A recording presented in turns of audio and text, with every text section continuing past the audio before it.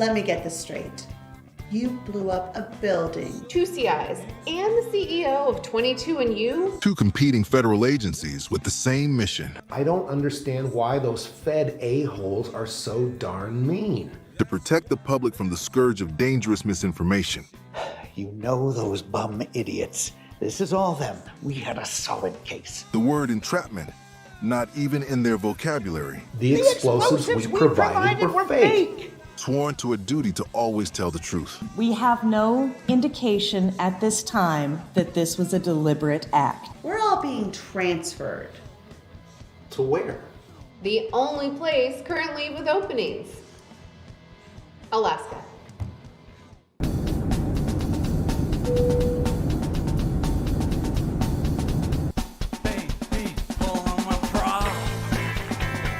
Good morning. Welcome to the office, huh? And we got the retro feel. You know, the funny about federal buildings, they're all different, but they're still somehow all the same.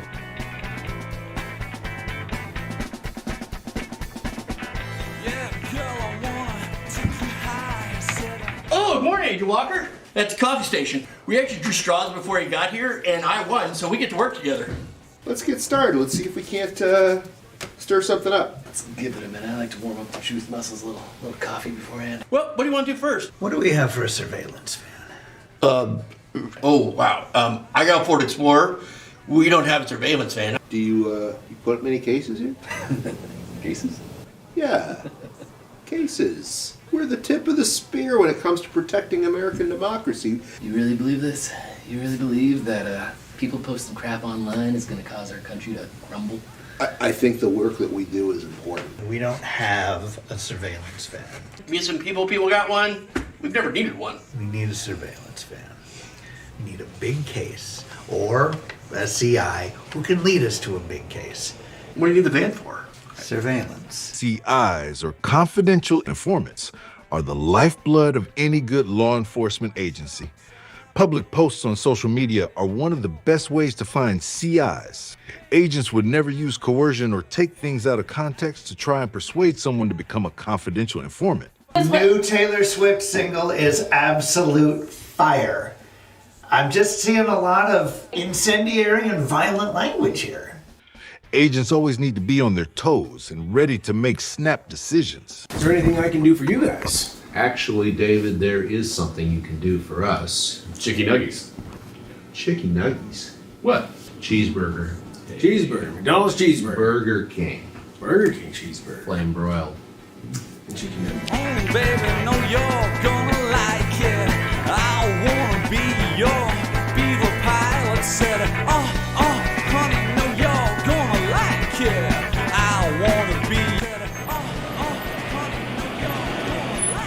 Awesome, right? Is this a loner? This thing's totally legit. What is this? It's got windows!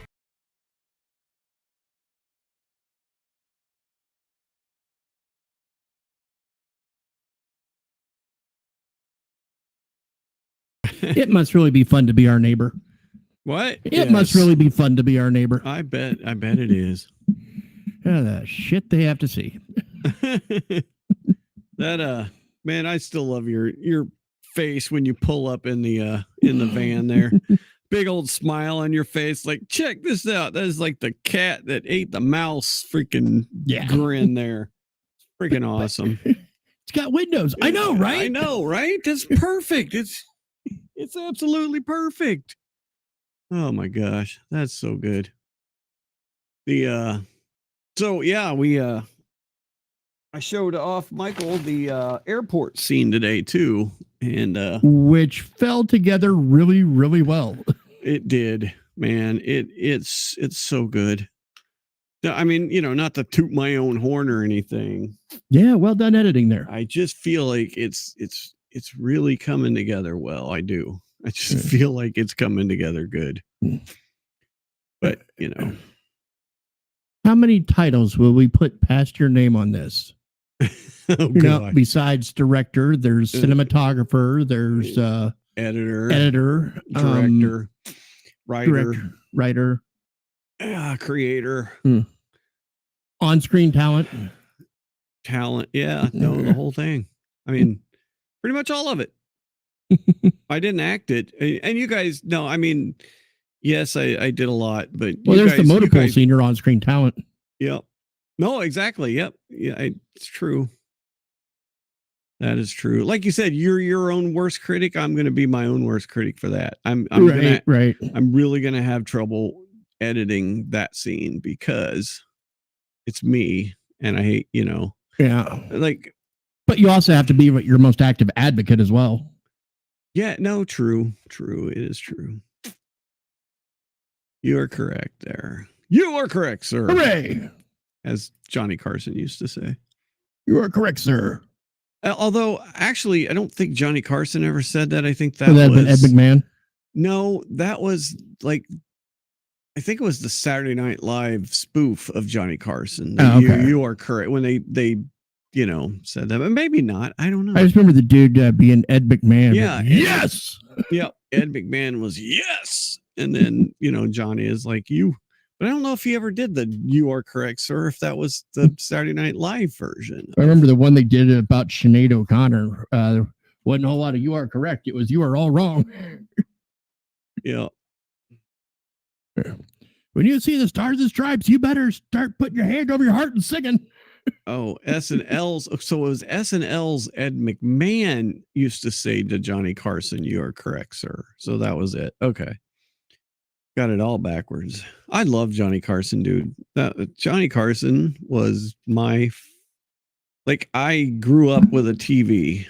I grew up with a TV, and it's like I've always been a night person, and so I would not. I remember most of the times Johnny Carson's monologue would be the last thing I remember, and it was 11:30. That was 11:30 at night in Southern Ohio on the East Coast. It was 11:30 at night was when the Tonight Show started. It was after the local news. I still don't understand how Ohio's Eastern time zone. It is. It's not that far inland. It kind of is. Yeah, I mean, do you know really. where the time zone swap in Florida from Eastern to Central is? Yeah, I do. It's like because near we went through Tallahassee. there. Yeah, no, it is absolutely. And I always thought that was odd, in the middle of the state, how they're just swapping it there instead of at the state border. But right. All right, let's see. I would think Ohio should be central. You would think so, but if you look at it here, let's go ahead and do a little thingy. That kind of makes sense. It's actually farther east. I mean, Ohio, Southern Ohio is east of Tallahassee. I mean, if you look at it this way. Is Indiana not? Indiana's Eastern time zone as well? According to this map, they are. Most of it is. Yes, most of it is, except for a little bit of Western. Okay. Kentucky split in half. Tennessee, most of it is in Central. Alabama's in Central. Georgia's, and I mean, Georgia and Ohio are pretty much, Okay, but and granted, this is a flat map. It's not exactly the same because of the whole distortion of being in a globe and all that. But but anyway, I mean, I get why Georgia is. They have a beach on the Atlantic coast. Well, we have a beach in the north on the Great Lakes. Great Lakes, exactly. Yeah, you wouldn't go Anyway, surfing it. My original thing was Johnny Carson, 11:30 at night, local news at 11, Johnny Carson's monologue, and then I could go to sleep. We had local news at 10. Mm-hmm. That was, but also growing up, that was also my bedtime for most of, growing up. So I never really got it. And then getting on, last couple of years of high school when my bedtime really didn't apply anymore. Right. There was still nothing on TV that I was in control of because mom or dad had the remote. And TV in the bedroom, I did. It was a black and white. It had no cable. Exactly. I didn't have cable. It was connected to my Texas Instruments home computer. Yep. But I, just as a teenager growing up, I didn't care for Letterman or Carson or actually Jay Leno for my time. But even when Johnny Carson was still on the air, it was more Jay Leno than Carson. Yeah. No, I was. Then Yep. And I didn't care for Saturday Night Live either.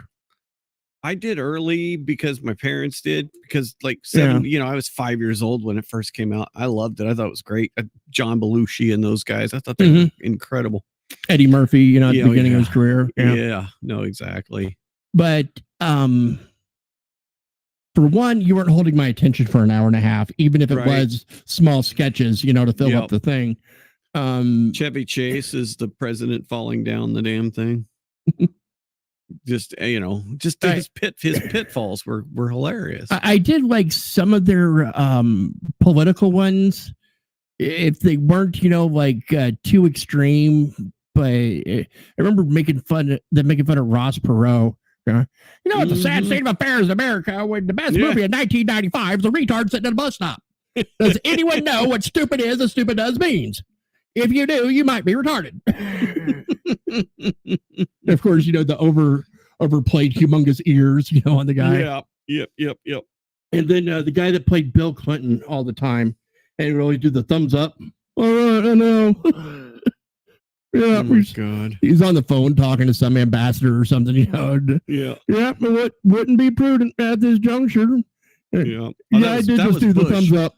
That was Bush. Bush was the wouldn't be prudent. That was Dana Carvey. No, okay, yeah, that was Dana Carvey. I remember besides the thumbs up. Yeah. Yeah, what was the catchphrase he had? Clinton? Yeah. Oh, I don't. For the SNL skit, the catchphrase they used for him. Yeah. I don't remember.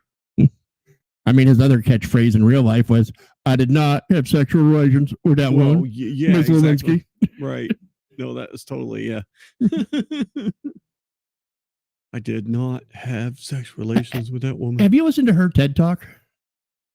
No. It's worth it. It's I bet it is. I mean, she just goes out and just kind of explaining, and at the time I was really in love with my boss. Yeah. Oh yeah. That hasn't happened in corporate America 8 million times.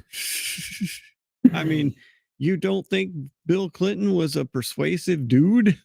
Yeah, especially to someone who's choosing to work there as an intern. And he's the most powerful person on the planet, but Hugh knew he was always that persuasive. He was always that dude. Oh yeah. Right? Yeah. Another SNL I remember of him right after his election, and his jogging path was in the news, and SNL did a skit of that, of him like running into a Burger King or something with his Secret Service entourage with him, and go, right, sir, there's one thing Mrs. Clinton's gonna want to know about. Oh, there's plenty of things we won't be telling Mrs. Clinton about. Foreshadowing. Oh man. Yeah, no doubt. And then there was so they're embedded in the Lincoln bedroom, and he's in trouble now because he's got caught, obviously, and it's like the elephant in the room between the two of them, just cold dead air, right. And he goes to pick up a Bible and pretend like he's reading it, and she's like, "Oh, stop it." I think he might even had it like upside down or something like that. Yeah, no, there was some, I mean, the first few seasons, and then the Dana Carvey, that whole, Mike Myers, Dana Carvey, Norm Macdonald is just, dude, he's him and Phil Hartman and those guys are all gone, and those were some of the funniest freaking people. I like Dennis Miller and his news. Dennis Miller, oh yeah. Dennis Miller News. Norm Macdonald. I enjoyed his talk show. Norm Macdonald was so ridiculously funny, dude. And that deadpan delivery he has. So ridiculously funny. Oh God, yeah, no, exactly. Yeah, exactly. Him doing the hosting the game show like multiple times. Or no, that's right. He didn't host the game show. He was Burt Reynolds. Remember? Yeah, Turd Ferguson. Dude, it was so much. And then Sean Connery. I'll have the rapist.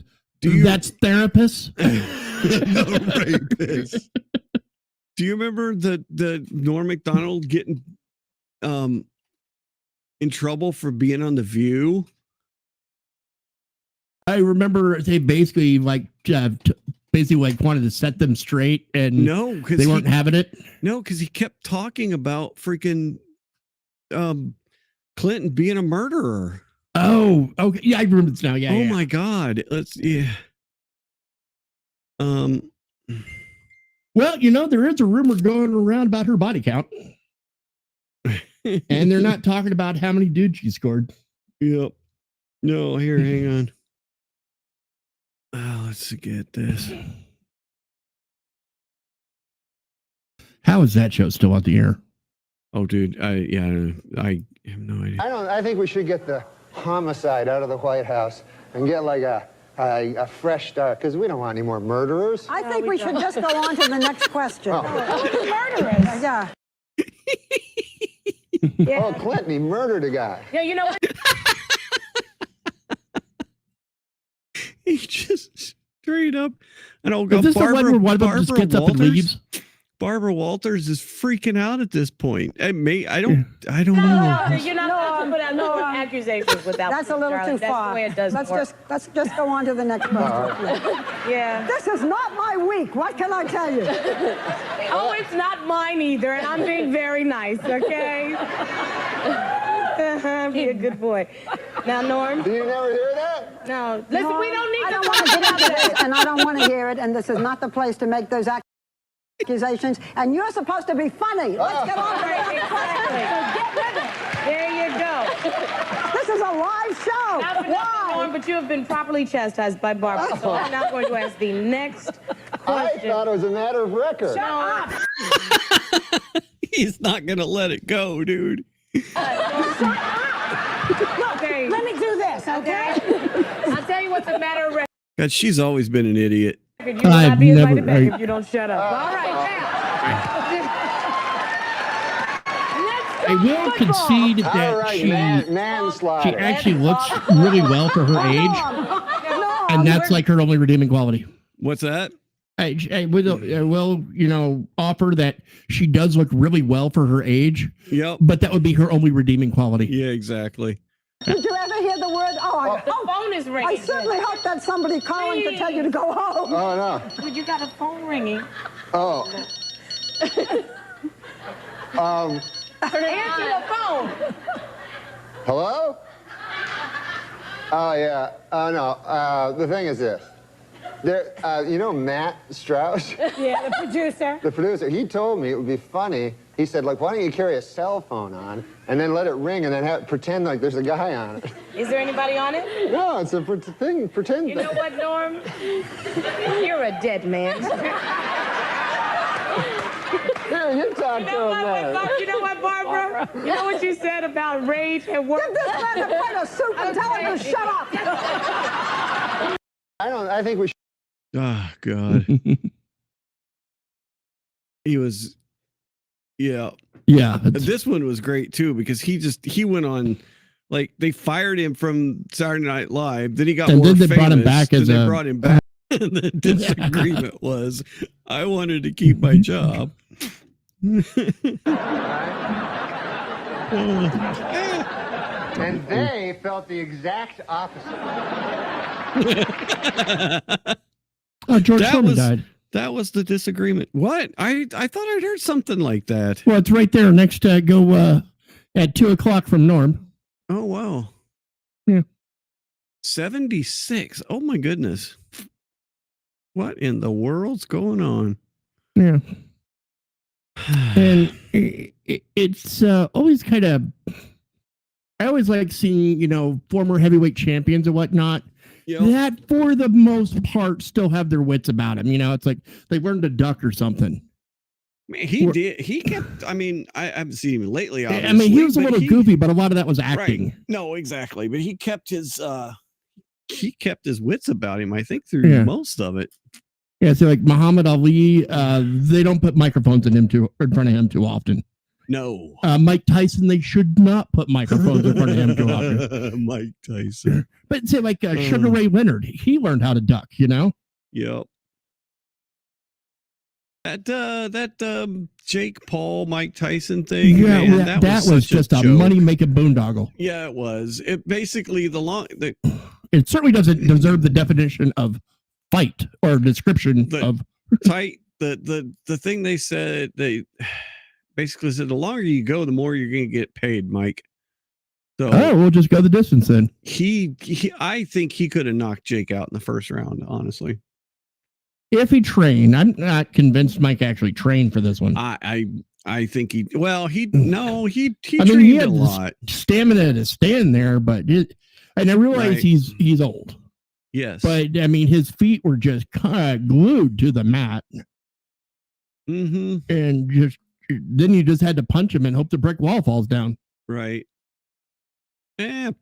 Too bad. George Foreman. He was a good guy. He was 76. Yeah. It's not that old. Yeah, well, it is if you had this sort of career. Well, yeah, I guess so. Holy moly. Dude, he knocked that guy out quick. Who the hell was that? 2 punches. What the world? He's knocked out right here. He's just still standing up. Yeah. You don't go down yet? You go down. Wow. Yeah. No. You can see the way he went limp, but somehow still balancing on his feet. And then his second life as the grill guy. Now, I don't mind this. I mean, that's just, spokesperson marketing. Right. So he just signed on for that. I mean, I seriously doubt that he was. You don't think he created that? I thought he created that. Or that he actually cooked with it all the time. Yeah, probably not. But I got to tell you, as far as the George Foreman grill, all you have to know to use that thing was how to purchase meat and how to tell time. Yep, exactly. And that it was just the easiest darn thing for a bachelor. You know what? We use it every weekend. Really? Nice. We use our Foreman grill every weekend. And sometimes if I work from home, I might use it during the week even. But it cooks breakfast sausages perfectly. Nice. Absolutely cooks them perfectly. Did George Foreman create the grill? He didn't invent the George Foreman grill, but he doesn't seem to be the type and popularized it. Okay, I had to make sure. The writing on those commercials was just too much for me too. People ask me all the time, George, what can I do with my invention? I'm sure people are coming up to you, and that's the question they have for you. Right. Very believable. The Michael Bohm grill does not have the same thing as the George Foreman grill, does it? I'll bet. Well, that depends. I don't understand how people end up with their names on products. Like Calvin Klein, I get it. He's a clothing designer, but still, you couldn't come up with some name, like X-Ray Clothing or something, right? Or just I remember like the first time I saw, and it was a full 4-person family, mom, dad, son, daughter, all wearing Tommy Hilfiger jackets. One day when we were at a rest stop, driving from, I think it was like San Antonio back to Corpus. Right. And his family, I don't know them and never saw them again another day in my life, but all 4 of them wearing, matching shirts and just right down the sleeve was like, what's a Tommy Hilfiger? What is that? Okay. And I had no idea, but right. And think about it still, I was like, who the heck is this dude? Mm-hmm. But you know who he is. Do I just get a line of clothing and call it Michael's Clothing, Right. Yeah. No, exactly. Well, Michael Bohm was the inventor. And the official name was the George Foreman Lean Mean Fat Reducing Grilling Machine. I remember that. A little wordy. George Foreman Lean Mean Fat Reducing Grilling Machine. That it still kind of rolls off the tongue. Yeah, but I think you just call it the Foreman grill. We still know what you're talking about. Probably. Well, rest in peace, George. Yep. Buddy. Big old boxing ring in the sky. Yep. All right, this is freaky. Muhammad Ali has outlived them all. So you know how robots are very robot-y? They can be. They we're not at iRobot stage yet, but we're close. Dude, we are actually very, very close. Have you seen this video yet?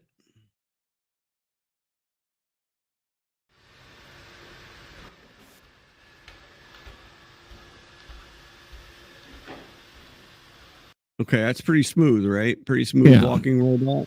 All right. Just 5 years ago. Yeah.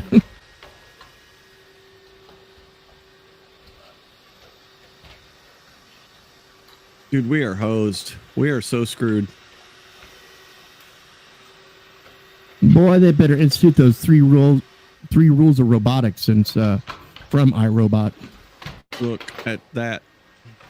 It gets worse. Do you see it tapping its toes? Yeah. You see that? Watch the toe tapping.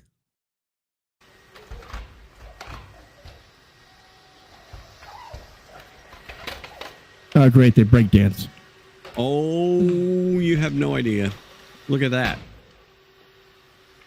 Okay, did he just switch around like IG-11? Do you see that? He did. Yes, watch. Up, over, the whole entire torso rotates.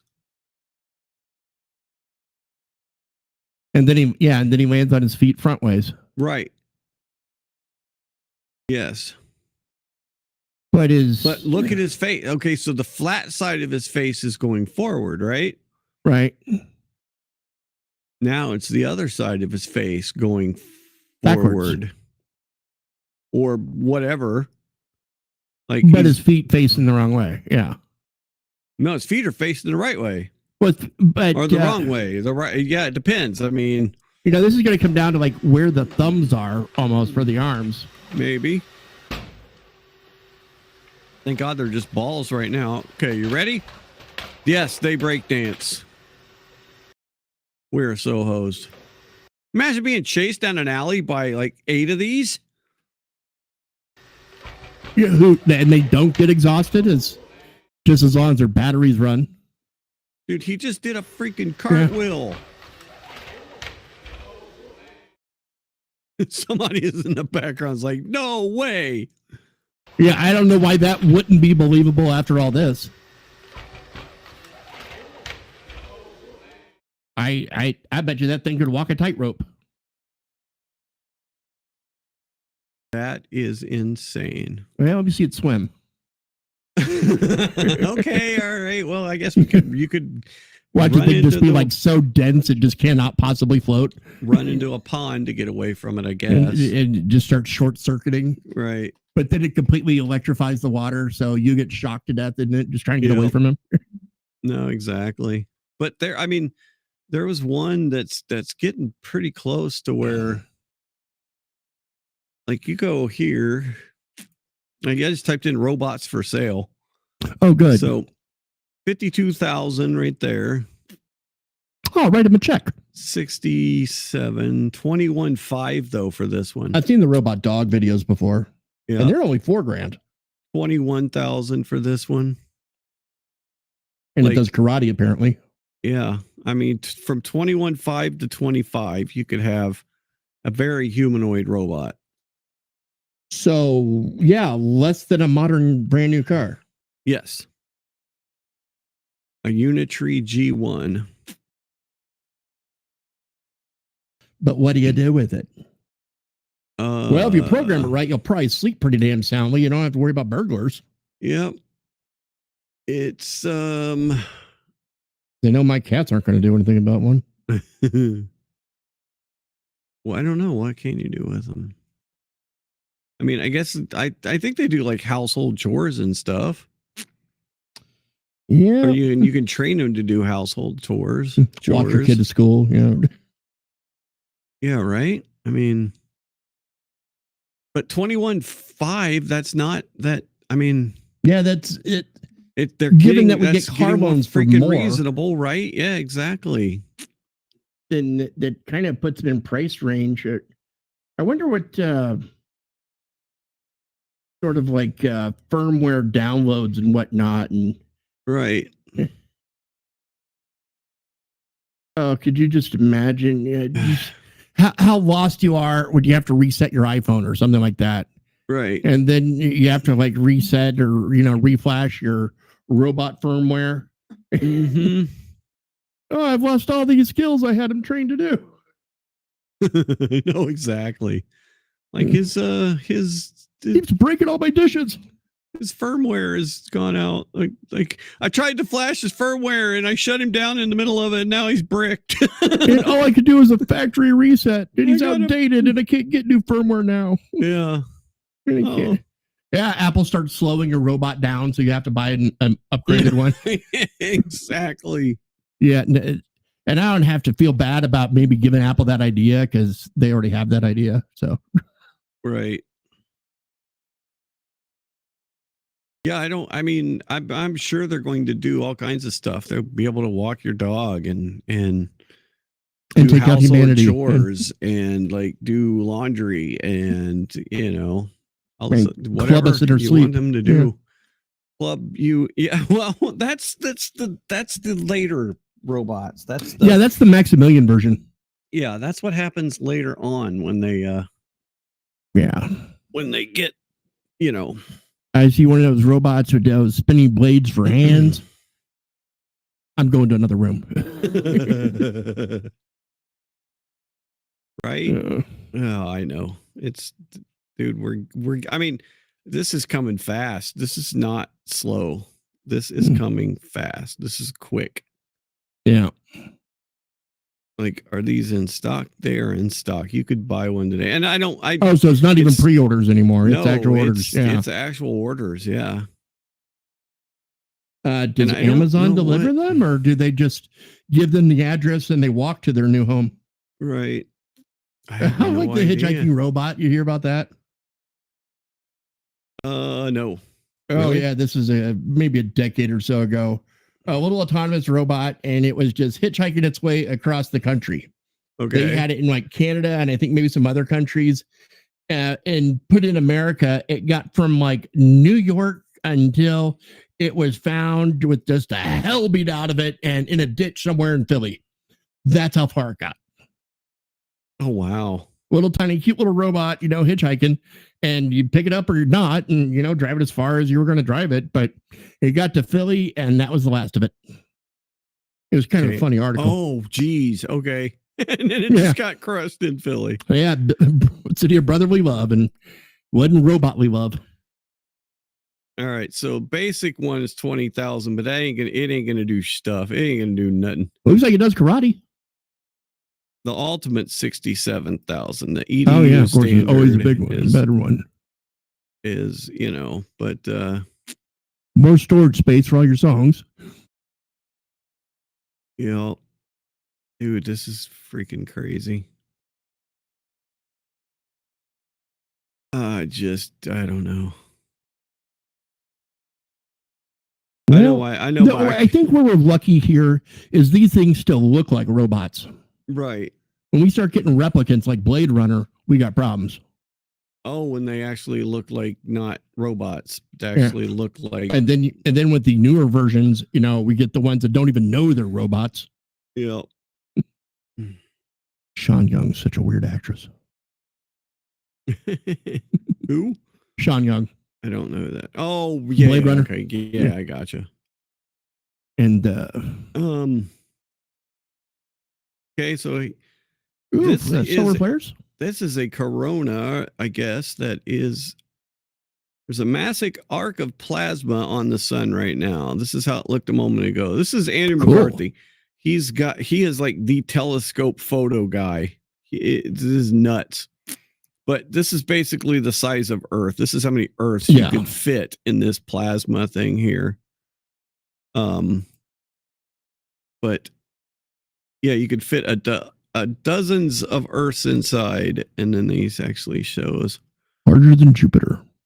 But yeah, I mean, do you ever? I mean, I hear about these things, but do you ever actually feel any issues when they come? I mean, you got to keep in mind the atmosphere and what that does with not only solar radiation but solar winds, this and that. So it would affect things like electronics or certainly radio waves. Oh yeah, no, I know. Yeah, I mean, but I mean, do you ever notice it? When I was in the Navy spying on bad guys, you get sunspots every now and then, and you notice them. And after enough time, you recognize them. We kind of likened it to you just, you got your headphones on and there's some dude standing behind you, like right behind your back, Mhm. and he's got these two huge crash symbols, and just randomly he's crashing them together. I gotcha. You're sitting there trying to pay attention to your bad guy. You know, you're like in a groove. What, Yep. brother, son of a. I gotcha. So yeah, this guy's actually got. He is like the astrophotography guy. I mean, so this was the recent new lunar eclipse. Yep. Got a really cool picture of that.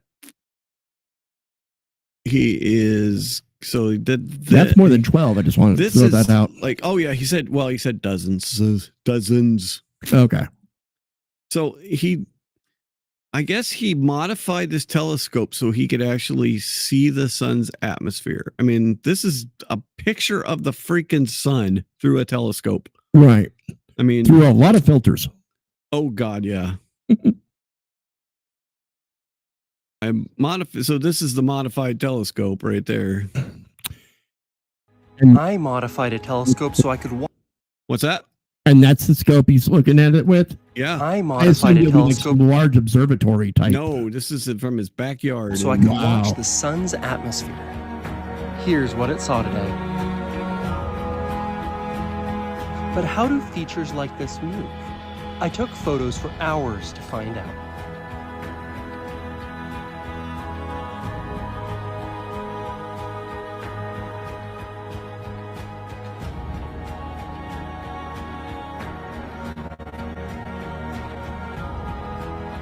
How big is Earth compared to this? Wow.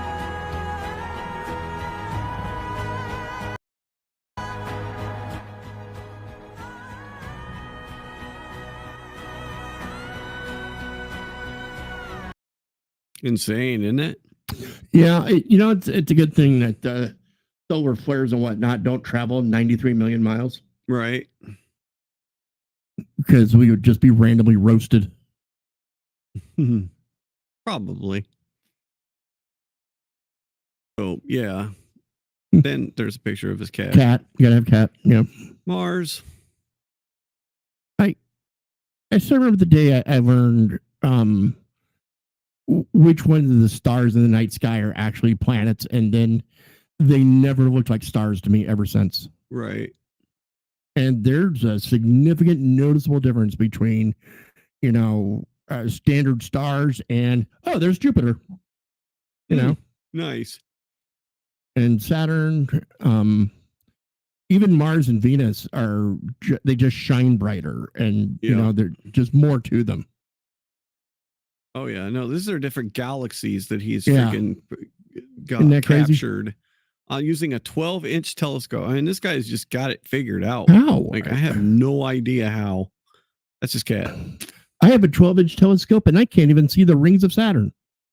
Right? And he's got all this cool stuff. Like, I mean, that's some great moon pictures. Yeah. He's got some really cool pictures too of the he'll catch the space station like coming out from behind the moon. Mm-hmm. And just got some cool stuff. If I can find one of those where it's just like I've seen moon shots where you see the tracks created from the moon buggy. Yep. Oh, wow. Yeah. Which should end the moon landing conspiracy thing, but it doesn't. No, it never does. Johnny Harris did a really good video on that, and I love the way he ended it.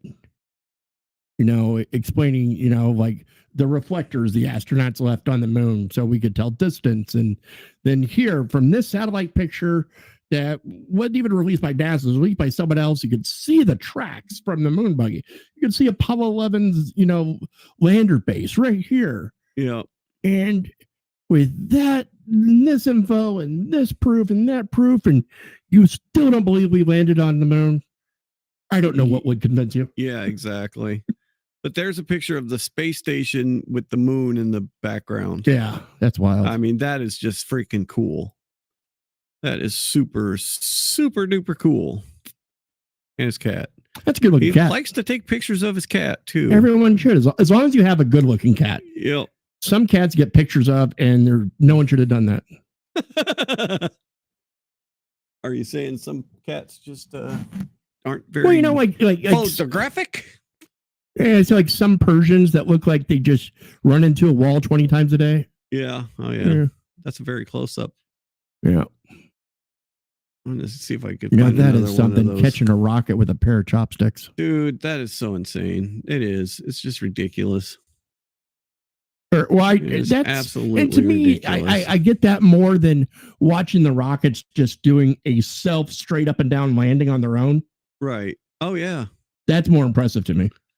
Well, it's 4 stories. It's like freaking it's 40 stories. It's like 400 feet long.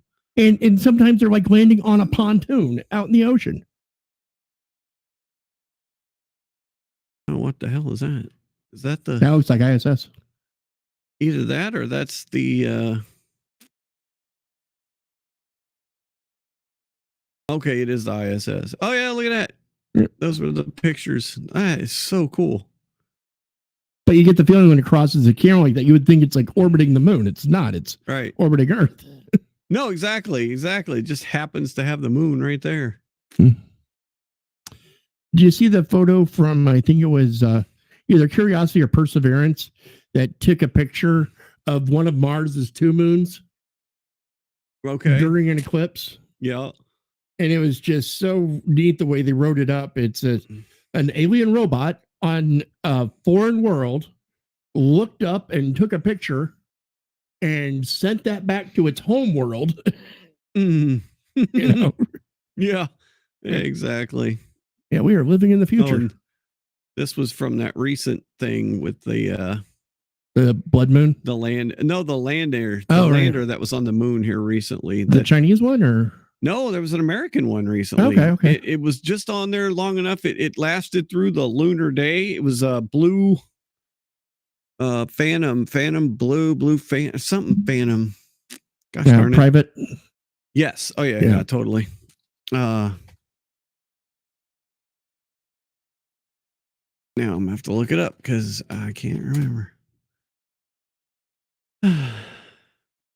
So it was Firefly Aerospace Blue Ghost. That's right.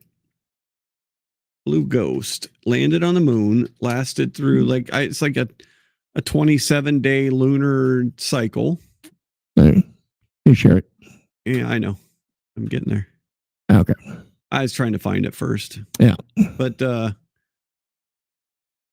yeah, so this is landed on the backside of the moon too, and so the dark side of the moon. Yeah, exactly. So it doesn't always stay dark. This was the lander. It gets like 20, just as much sun as the other side does. It's like 27 Earth days, and then it goes dark. So they only had like 27 days to get all their stuff done, and this was the sunset. Right. Our final gift from Blue Ghost mission. We're honored to share these breathtaking blues of the lunar horizon. Oh, guess that's was the thing solar powered or something? Yeah, totally. Okay. And they can't. There's no way to revive it. It's so cold and everything that it's done. The sun will come back up on the moon, but they won't be able to. And even though it reheats it, the batteries or what have you are still. Mm-hmm. Well, that's just poor planning. I mean, they should have known that was going to happen. Yeah, they did know it was going to happen. They decided to go with it anyway. They kids planned for that anyway. Yes. Kids today just don't even know how to save stuff. Well, and then there was a second one that just tried. Throw it away. There was a second one that they tried to land, and it fell over or something. Right into a crater or something like that. Yeah, and so there was no, and that was the second time that company tried that, and it didn't work either time. They're just throwing space junk into space, aren't they? On the moon. They're just landing crap on the moon. I know. We have already claimed it. You don't get to claim it. Well, that was an American company too. Right, but still. Yeah, I know. But they got to pay for parking. They got to. Who? Probably New York City, right? New York City owns the rights to park on the moon. Is that what you're telling me? I know someone probably does. I mean, it's capitalism. It's something we could bill people for. This is not anything space related. That's it might be. Related. Depends on how fast it goes. Yeah, true. Okay. And that looks like right. English royalty or somebody. Exactly. I have no idea. Yeah. So that's space today. That's wild. Michael. That's why you need to do math in school, kids. How much do you think a San Francisco police officer makes per Probably year? 6 digits. Okay, yes. Yeah, okay, you've got the first one done. Yes, correct. But is it 1 or 2 or 4? So your standard beat cop and like passed his FTO phase and all that. Yep. Someone on the force, 250,000. So the top person to not bust junkies in the streets. The top person's total compensation as a police officer 3 was $832,000. Well, a sergeant 3 had $179,000 base pay and $456,000 in overtime for a total of $723,000. Police officer 3 Jerry Roseberg made $597,000. $600,000 and it goes down to the 553 marks. Look at $500,000 as a police officer. But his retirement annual is only 24,000. You better. Is that how I read that? You better be putting some of this away because you ain't getting more. And you probably didn't retire in San Francisco. So this, I guess, is now. I don't know if we got access. Yeah, I guess so. I figured the San Francisco Chronicle would be. Yeah, of course. Gosh darn it. I don't want to be a subscriber. I hate that. So I guess we only get the first page. All right, fine. But you can see they're mostly police. I mean, this is supposed to be the top government employee compensation. The very first page is all police officers. Now, I guess this top guy, he got fired for embezzling. 21 or something. He got fired for disparaging remarks against other people's, but then he sued, got reinstated with back pay. So that's why his salary is $626,000. Okay, so he's just not. Yeah, he's just not super cop. No, super police officer 3. Yeah, no. Okay. He called people like offensive names for minorities and stuff. They do that.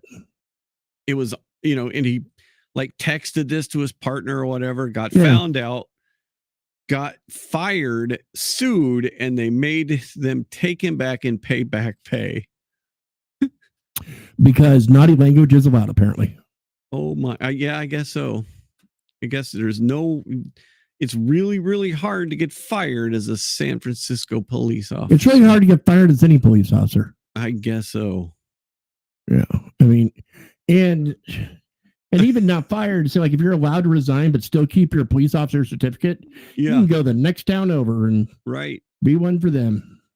I mean, and especially the way they keep their personnel records and whatnot, pretty much classified, top secret, hush hush, and never share that with anyone. Right. This is how bad cops just keep getting recycled into new departments. Oh yeah. Because whatever you did that made you leave doesn't travel with you. $700,000. I saw another guy that was saying that he's getting ready to sign up because his buddy who's a cop just bought a Lamborghini. Yep. And I'm like, how do you have that much overtime and like still be married? Dude, just I really doubt it. I doubt they are. Yeah, you don't have time to actually go do it in your butt, be a cop. No, exactly, because you're working. Probably doesn't even have any like real clothes because he just has a uniform he wears all the time. And you know why? Most likely the San Francisco PD has. I mean, with all of the defund the police and stuff, and they did in San Francisco. They did right. They took a lot of money away from the officers, and then when the crime spiked, They didn't have the officers to cover the territories. They just said, okay, unlimited overtime. You guys can work as much as you want. And this is the result. This is the result right here of defund the police. It's what it is. Right. It's unlimited overtime. You have as much as the overtime as you want. Because obviously these are public funds. I mean, there may be some federal whatnot coming in to help compensate, but just imagine having that many taxpayers to pay all these salaries. Because it's not one guy making six figures; they're all making six figures. Oh yeah, everybody. I mean, the base salary is $200,000 on most of these guys. Right. 160, 152, 185 with your sergeant. I mean, we have almost like 200,000. I think like 400 sworn officers in our city of 300,000. Uber, yeah. So this was the one actually. Uber driver told me SFPD's offers make $600,000 a year for driving in circles and sleeping in their car on graveyard shifts. Oh yeah. I was like, oh, I bet it's tough, and he was like, nah, those cops don't do ass in San Francisco. He's joined the police cab because his cop friend just bought a Lambo. I'm like, I bet you did. I bet he paid cash for the damn Lambo. I gotta tell you, if you like spending way too much on a car, you get yourself a Lambo or a Ferrari.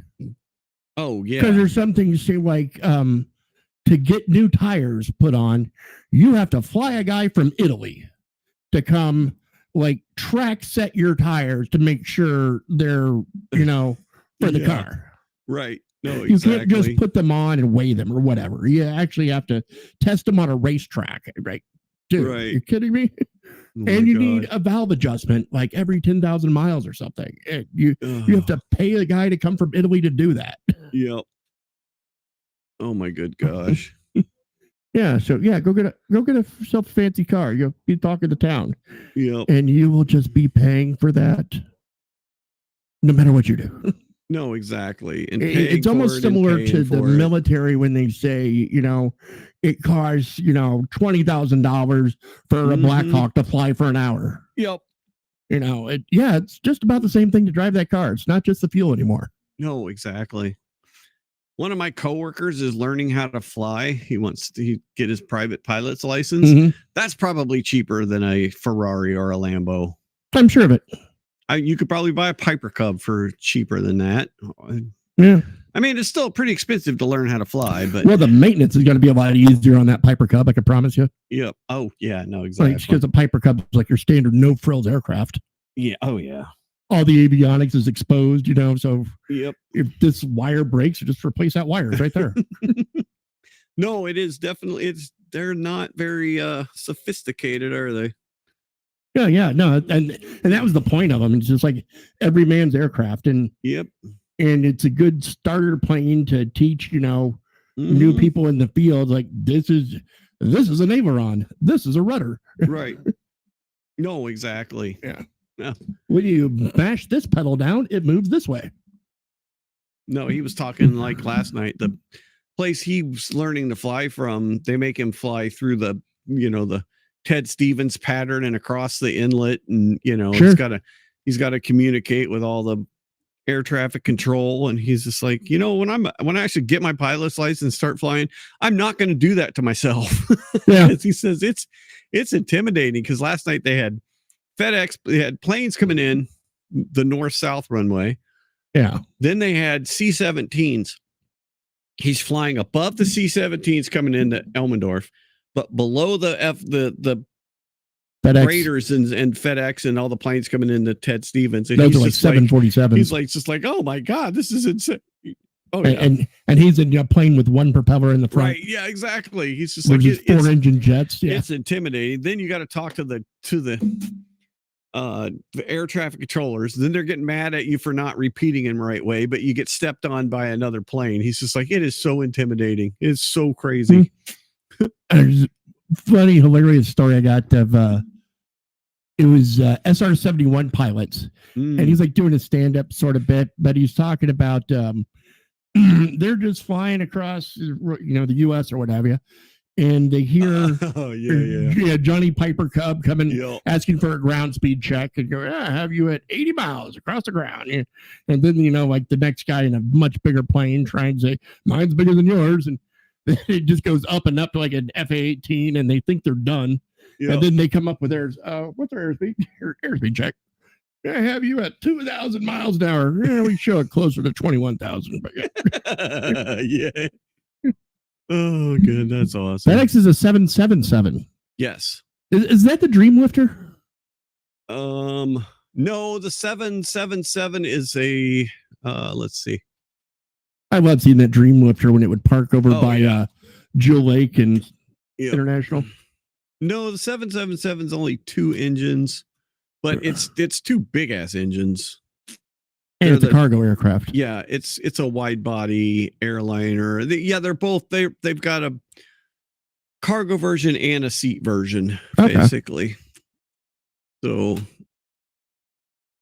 like there's the seat version. So you've got 3, 4, and 3 wide body. Basically. Oh yeah. I wonder what I flew to Japan on. It was 3, 4. I think it was there's 3, 3, and 2, 3 5, there. and 2, or maybe 3, 5, and 3. Right.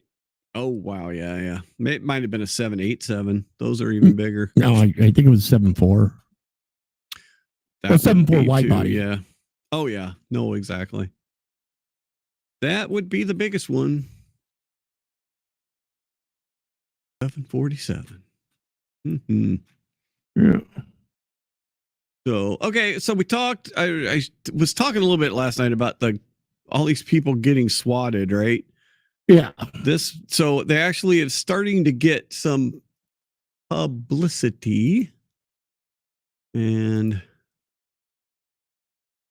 I had more. Hang on a second. Where'd the CNN go? Did you see the girl screaming about her Tesla trucks? No. What? Yeah, I saw it. It was on Timcast, and may or may not be fake. Okay. But yeah, this girl is just going off about all these Tesla trucks instead of Cybertrucks, and she just needs them out of her town and out of her. Oh God, yeah, I saw it. Yeah, these people were stupid. Okay, so here's this. CNN is actually covering this. Also stupid. Yeah, exactly. Okay, so let's take a look at this while I run to the little boys' room. But this was the story on this morning. A growing number of conservative influencers are getting targeted by swatters. I'll be right back. There have been at least a dozen incidents in recent days of bogus calls that draw police and first responders to the target's home, including the home of Erin Durham in North Carolina. She opened the door late at night to armed officers. When I walked up to the door, he was pointing a gun at me, and obviously immediately stopped when he saw me. But it was a lot of confusion, a lot of fear. I felt like I was going to pass out most of the time that they were in the house. This is so disturbing. The FBI and Department of Homeland Security are now investigating these incidents, and CNN Hadass Gold is joining me now. She is looking into them as well. What are you learning? Who is the target mainly, and how does this all go down? So what we've seen is over the past 2 weeks, at least a dozen influencers have been targeted in these swattings. And not just swattings, they're also getting things like bogus pizza deliveries. Now, what we found commonality amongst all of these influencers is almost all of them have some sort of following on X. Almost all of them are pro-Trump. Many of them have interacted with actually Elon Musk, the owner of X. Some of them have millions of followers and are super well known. And some of them are some of these more smaller influencers. But again, almost all of them are pro-Trump. Many of them call themselves conservatives, and many of them have interacted with Elon Musk. Now, as you noted, swatting is very dangerous and it can be deadly. These callers will call in with bogus calls of people being shot, of a home invasion, of holding people hostage. It causes a huge response from police and emergency services, which draws them away from other actual emergencies. But if there's confusion, something could go wrong and something could go very wrong. So I actually spoke to 2 of these influencers. I spoke to Erin, who you just heard from, and to Larry Taunton. She's in North Carolina, he's in Alabama. Both got these swatting calls right around the same time, early Sunday, right around 1 a.m. Both got bogus calls about that they were pretending to be the homeowners, saying that they had been shot. There were other people had been shot, caused a big response. Here's what Larry said he experienced. Take a listen. There were no sirens, no lights, no announcement, nothing. And he's trying the door handle. And I am crouched inside, armed, and I'm thinking if that man comes through my door, I'm going to light him up. Because you're just thinking, somebody's here to murder me and my wife. And what's really notable is Right? a lot of these influencers are armed. They carry guns. And so many of them are saying this could have turned really bad because I thought somebody was robbing my home. Aaron, breaking in. Yeah, Aaron called it a cheap form of domestic terrorism. Now, the FBI and the DHS say that they are investigating this. The Secretary of Homeland Security is saying that under President Trump's leadership, we will not sit idly by as conservative new media and their families are being targeted by false swatting. She also said this is an attack on our law enforcement and innocent families. And False swatting? as such. What's that? False swatting? The whole premise of swatting is it's false. Yeah, What makes this hard to investigate is the technology that these people use with the swatting. They spoof their phone numbers. A lot of them even Yeah, they can make it look like it's, coming from whatever phone number they want. use artificial intelligence to spoof the voices. But Yep. there have been prosecutions on this, and this is a very dangerous game that people are playing. It is. It's really dangerous, and it puts a lot of people in a bad spot. So, I mean, even with CNN is covering it, it's actually happening. I mean, it's a bigger deal than, because a lot of times they would just bury it, especially if it's, favorable to conservatives. Yeah, exactly. Here is another. This was another guy that got swatted. This was this morning. They and their 3 children were swatted. So this guy is actually in North Carolina. So he got popular reporting on the Hurricane Helene aftermath, and so he kind of developed a following for that. Please do share with us what happened. And so he was same thing. They were woken up. Around 2 a.m. We heard a very loud bang on the door. Aaron ran up and checked out the door. You could see it in that video, and there was a police officer at the door. He was very concerned about us. We learned later that someone had called in a fake 911 call saying that there was a mass shooting at our house, that they were pretending to be me, saying that Aaron had been shot and killed, that I had been shot. There were people in the basement with guns, and to break down the door and come in there, guns blazing. That's what they told the cops to do. I mean, holy crap. Could you imagine? Yeah, well, I believe it because I've seen others. I remember watching Tim Cass. He's been swatted so many times. They're calm about it. Oh, yeah. No, exactly. Tim. Yeah. So just. And that was in their old place. I don't know how much they've been swatted in their new place since they moved over to Washington. And then James O'Keefe as well. Yeah. Oh, yeah. But he's also been, raided by the federal government. Exactly. And thankfully, they did not do that. And Aaron answered the door, and they saw her and knew it was fake. But it was, could have been a terrible situation. Aaron, what was that like for you? My one goal when I saw the officer, his eyes looked, he was so scared and also just ready, So I tried to calm down the situation. I immediately said there are 3 children right above us right now. He immediately got on his walkie-talkie and said, slow down your pace or come in quiet or something like that to everyone that was flying down the road, because we could hear sirens. There were 4 cop cars, 2 ambulances, and a fire truck coming that were already stationed there, and more coming towards us. So my whole goal was just don't shoot. This isn't real. I'm alive. Yes. My husband's walking out right now. He's walking, just trying to repeat. And every time a police officer would come in the house, I would say, we have 3 kids upstairs. We have 3 kids upstairs. Just repeat. To keep everybody calm. And the officers were absolutely amazing. Wow. This just sounds like an absolute nightmare. And thankfully, it turned out the way that it did. Matt, this is a rising form of political violence. It's a trend that we have been seeing. Why were you targeted? Yes. Why? I assume because I was political on X. I mean, one of the reasons we became popular on the social media platform is because we spoke out about Hurricane Helene and how badly we felt like FEMA was failing Western North Carolina. Most people don't rub shoulder to shoulder with the federal government that much, but we did with FEMA, and we felt like we needed to say something. And it feels like you cannot give credit where credit is due anymore if it's on the right side of the political aisle. You can't thank President Trump for helping you. You can't drive a Tesla because it is associated with Elon Musk. And it's just such a sad state of affairs. Anyway,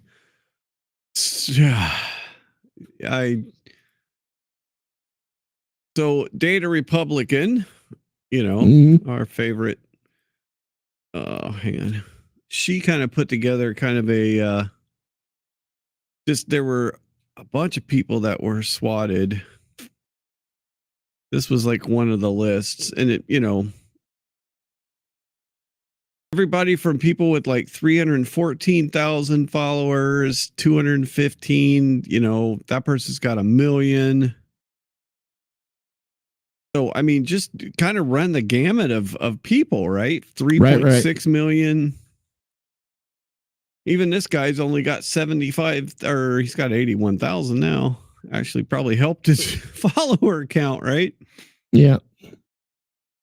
But I mean, and then one guy, his dad even got swatted. Nick Sorter, this guy here, he's got almost 1 million followers. His father is actually the one that got swatted. So he got, Elon Musk retweeted him, and then a couple of days later, his dad gets swatted.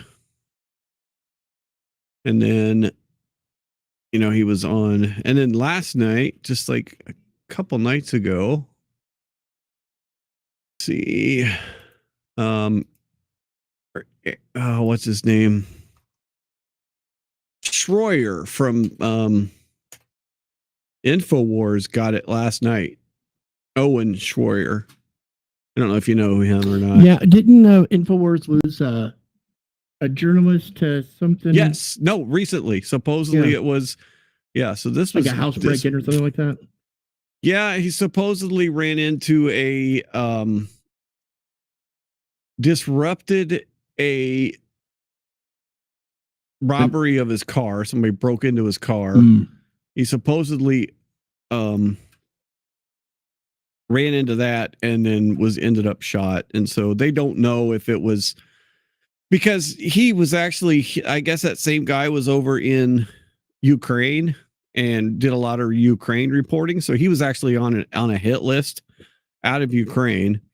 And two, these people that are getting swatted, the next day they're getting Domino's and Papa John pizza deliveries in the name of that guy from InfoWars that got killed. Wow. And so, pizza places are still a lot of their business is cash on delivery, right? You order a pizza, they bring it out, you pay cash when it gets there. That's a lot of their business still. And so most of these all of these are cash on delivery orders in the name of the guy that got killed from InfoWars. And so that shows you how freaking cold-blooded these people are. Yeah, cold-blooded and organized this is, right? This is an organized thing. This is not something that's just happening, right? This is an organized operation against these people. Right. No, exactly. So yeah, so this was this morning. And there's Owen. Without a bunch of blood on him or nothing like that. Right. He's like in his shorts because he had just woken up. But you see the lights? Yeah, and they still don't. Yeah. And the strange thing is to me here, those cops still have their guns drawn on that dude who clearly doesn't have nothing tucked in his waistband. Oh no, exactly. And then he even I saw an interview with him today. There's 2 different pizza deliveries the next day. Right? I mean, yeah. So they're so not ridiculous. only harming the guy they're swatting, they're harming his local pizza hut. Yeah. Because they're losing money on this transaction. No, exactly. I mean, exactly. it's not going to like set them back too much, Yep. but still, it's a waste of money or it's a waste of food. Yeah. No, he was on a show this morning on Rumble with the guy named Viva Fry, and he was talking about it. The Alex Jones Show, but I've got something a little more specific now. It's not just the high-profile Trump supporters like myself or Gunther Eagleman or Nick Sordor or our own Chase Geiser that are getting swatted. The targeted terrorism and harassment is also being aimed at their families. And I won't be specific at this time. Yeah, it's crazy, dude. It's just crazy. So The party of tolerance. Yeah. Yeah. Yeah. No, exactly. Yeah. Never had any of that practice what you preach lessons, huh, boys? No. Right. So then I was kind of filling you this. Oh, here.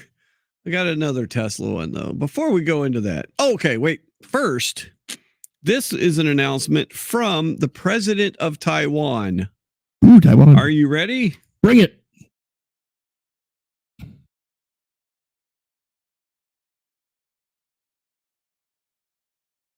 You're not sharing.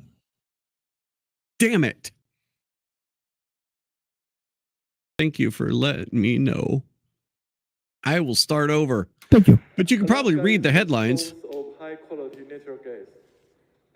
Alaska is the source of high quality natural gas. Alaska is the source of high-quality natural gas, and its relatively short distance from Taiwan facilitates transportation. So we are very interested in buying Alaskan natural gas because it can meet our needs and ensure our energy security. Do they intend to run a pipeline from Alaska to Taiwan? No, they plan on running a pipeline from the North Slope to something either like Valdez or Seward, or Valdez or Seward or Homer or Nikiski. It could go to Nikiski. Actually, I think Nikiski was one of the things, but yes, a North Slope pipeline to good because here. I can salute the Taiwanese and the Chinese for their ingenuity and making stuff, but I'm not seeing that pipeline from. That is too big of a pipeline, but not for them probably. If they set their minds to it, they probably could. Well, yeah, exactly.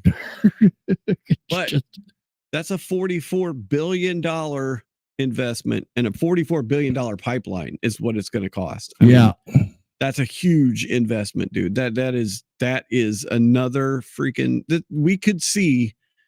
You and I were too young for the first pipeline. For the 70s, yeah. Right. I mean, we heard about it in school. We go to the museum read here about and see the exhibit. Yep. You can go and see, parts of the pipeline sticking up, and you can read about how it was built. But to have another pipeline in our, generation would be amazing. That would be an amazing thing. Is it going to be buried or is it going to be above ground? I don't think the engineering is completely done yet. Mostly you're going, through the tundra up, it's going to be above ground most of the way to. And then once you get past the permafrost. Yeah. And then once you get through Fairbanks, it'll be a poor, because after Fairbanks, a lot of the pipeline is both underground and above ground. Right. So it'll kind of be the same thing. As long as it doesn't leak. Yeah, it'll go underground, probably to cross a bunch of the rivers and stuff. Because, which is that's a big bore. Dude, that's a huge freaking undertaking to go a couple thousand feet underground. Yeah, as deep as you got to go to get under a river. Well, luckily with the geology, it's, most of Alaska is gray lackey sandstone. Oh, yeah. So No, so it's doable. It showed it was doable with the oil pipeline, and so Right. So this will be a huge thing if it actually can happen. I mean, there's a lot of things have to come into play, but it's I mean, we with still have probably at least 100 million court filings are being drafted first draft just off this tweet right here. Oh yeah, no, exactly. Yeah, there's already lawsuits. Yeah. There's already lawsuits being filed, basically, Or at least being drafted, you know. Yeah, no kidding. It's ridiculous. What's this? Oil? I'm against it. Okay. Yeah. They want to give us how much money? No, can't have that. We'll raise taxes instead. Yeah, I know, exactly. It's nuts. So there is this dude. His name is Harry Sisson. And no friend of mine. He's like a big TikTok person that was like paid by the DNC. This is him here. He's just this little swarmy kid to convince other people his age. Like, yeah, like just always, this guy used to have a degree to make money like this. Oh yeah, no, exactly. And so all through the election and everything, he was just all over X, all over TikTok. He was, supporting Harris the whole way, and Biden before that, and even like during the Biden administration, he was at the White House. He's part of the just that whole influencer. I hate that word. I hate that term influencer, but he was part of that influencer thing. Well, because I don't think propagandist comes across right. So you have to say something else. Yeah. Well, it turns out, and of course, when Trump was elected, he freaked out and said it was that's just a slap in the face to women or something like that, right? So he's a male feminist. Yes. Well, except when he wanted has always been friend-based. Except when he wanted stuff from women, like. However, when I did go, and not only their pictures of them, but pictures of them with no clothes on. Support or just somebody to talk to. I'm here. I'm gonna try to get through this without crying. I'm mostly crying because these are young women, right? Really, so really he's a young guy. They're young women, but they're also these girls for coming forward because a lot of these girls were vulnerable, coming out of bad situations, and he kind of took advantage of them to get them to send in their nude photos. Yeah, it's a confidence builder, eh? My side. I guess so. And then I'm never fucking talking about this again. Then, of course, they come out, they go public, and they get a lot of them get just completely shit on by the people that supported little Harry, right? Like they just like some of them have completely deleted their social medias because they got completely crushed by people, right? Like, how dare you say this about, our savior? There's all kinds of receipts. The same party that glorified the Me Too movement. Yep. Microphone. Yeah, sorry. That's okay. Yeah, no, exactly. I mean, just bull crap. Well, then, so it gets worse. Okay, so yeah, nothing he did here is illegal. He's just being a shithead, right? Right. Just a little shithead to these girls. Well, it turns out that it's not just that. There's a guy that he was involved with is this weirdo named what the hell is his name? Hang on. Camille Marin. And so I want you to let's just take first a look at Camille. Now you tell me in this photo which one you think Camille is. Is it the dashing young person, or is it the weird looking dude on the left with the serial killer smile? Which one do you think is Camille?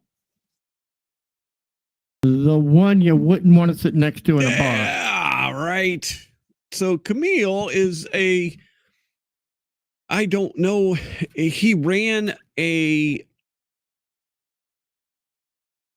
And albinos are us, but I guess he ran an agency that was trying to sign some of these influencers, right?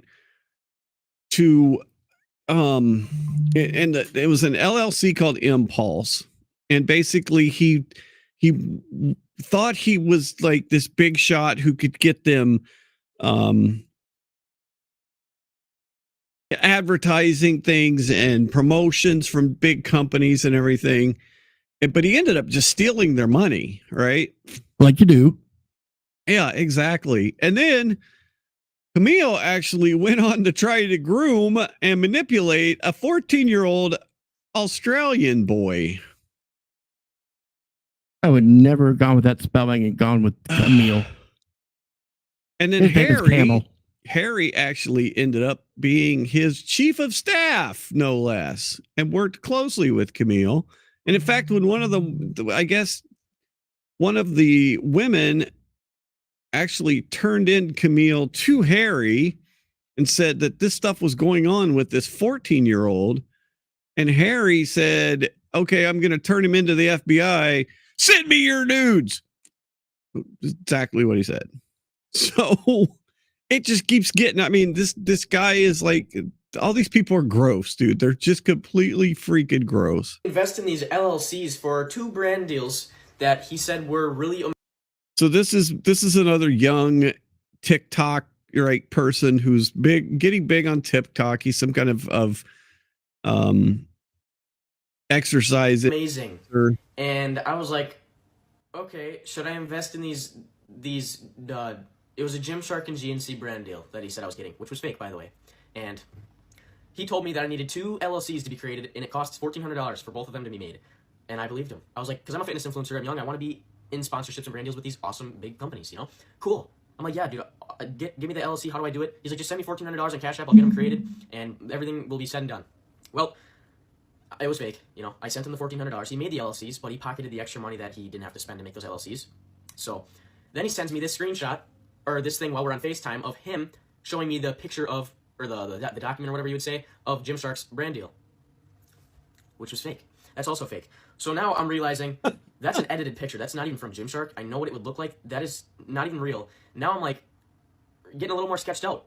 But man, maybe I'm just overthinking everything. This is probably just all just not even that bad, and I'm just overthinking it because I've never been on a trip with someone to a different state that I just met.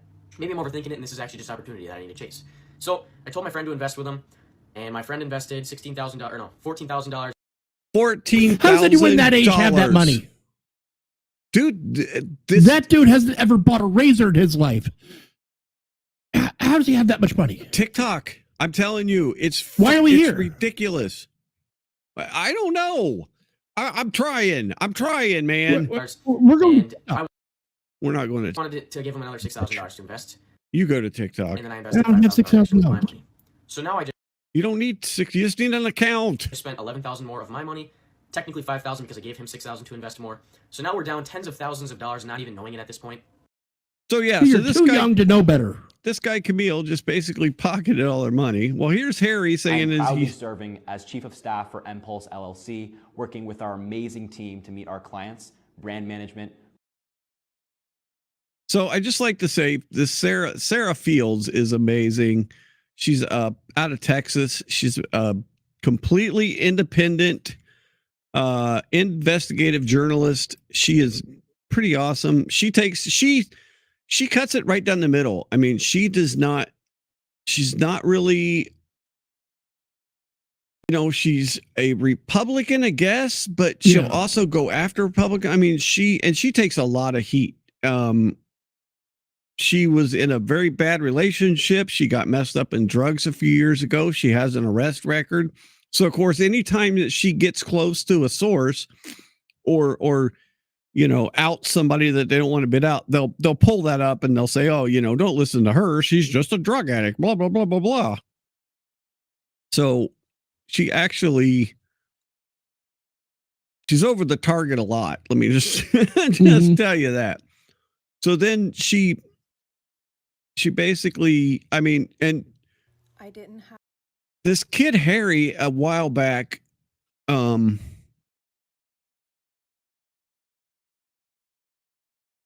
this Harry kid had said that he basically, there was a bomb threat that was called in somewhere where he was at, and it turned out to be bullshit. And she outed him. And so they actually went back and forth on X for like a few weeks. And of course he turned his whole army against her. Right. So she had people coming at him all the time. And so he actually responded to this though, because she said, "Hey dude, you know, this stuff is getting serious about this Camille guy." Right. She said, "Hey, you need to speak up. You know, if you're a victim of this guy too, come out and say that, right? Like if you got duped by him too, you should probably tell your freaking story." And so he did. And he actually responded to her message, which is kind of a big thing. Cause like I said, they do not like each other. These two do not like each other. She really outed him back last year, and it was right around the election time too, right? Because he tried to tie it to the election, right? That somebody called in a bomb threat where he was in New York at the time, and you know, tried to make it sound like it was about the election and everything. And so she actually dug into the police reports, and you know, basically it turned out to be a bunch of crap. But he actually responded that said that, you know, in March 2023, Camille approached me about a business opportunity, which was eventually revealed to be fraudulent. Camille leveraged this relationship to procure personal information, which he used to commit identity theft against me. He opened credit cards and incurred tens of thousands of dollars of debt in my name. Around this time, it's brought to my attention that Camille was committing various other crimes, including harming minors. Once I became aware of this, I immediately sought legal advice, and upon recommendation, gathered evidence, and was become the first to contact the FBI. So, you know, he's actually saying he was a victim too. You know, and that's recent. That's breaking news. Yeah. Yeah. So, and I mean, this was just a couple hours ago, right? This was nice to see that they could bury the hatchet on some subjects. 3 hours ago. Yeah, no. And she said, "Thank you. You know, we may agree to see on many things, but hope we can be aligned, taking down anyone who harmed kids." And then, of course, you know, the first response is, you know, you know, because people online are shitheads. So, yeah, but we'll end it on this because, you know, why not? This guy is a dipshit. I mean, he really is. I mean, he's young. He wants to see pictures of somebody's booty hole, I guess. Because, yeah, that's my favorite part of another person to stare at. Oh, my good God. All right. So, speaking of dumbasses. It's Friday night, dude. What do you expect from me? Well, you know, not you. Oh, right. Sorry. Okay. So, do you use Excel much? No, I'm not a fan of it, actually. Really? Well, I when I start out with that blank new Excel spreadsheet, I don't know how to get some of the documents I've seen other people create. Yeah, It seems like a lot of work I am not ready to do. Okay. So let's say you have a formula in Excel, right? I'm just going to share this whole screen. once it's there, because they like my timesheet was Excel, and I can manipulate the document once it's there. Yeah. Right. But to go from that new spreadsheet to something with all the macros in it, no. Yeah. Okay, so let's just do a quick little formula in Excel, and I'll blow it up so everybody can see it. I'll make it giant. So let's say equals this divided by that. You're not sharing, sorry. Oh, I'm not. Okay, hang on. Now I am. Now I'm sharing. Okay. Now we're doing math. So we have this formula in Excel. And it is 10 divided by 0. Okay. You can't divide by 0. Right. And it gives you this error right here. Yes. Okay. Blow it up 400%. Divide by 0. Okay. when I saw this come up, hang on. When I saw this come up, why are you okay? Go away. I thought that this podcast should be named Divide by Zero. Actually, brain equals brain divide by zero. Because neither one of these people have it. Right. If their brain power was a Excel formula, the solution to that Excel formula would be divide by zero. Or the square root of -1. Because neither of these people have it. This is unemployed Joy Reid on a podcast with unemployed Don Lemon. And they're both going on about stuff that's like some of the core reason they're unemployed. Yeah. All right.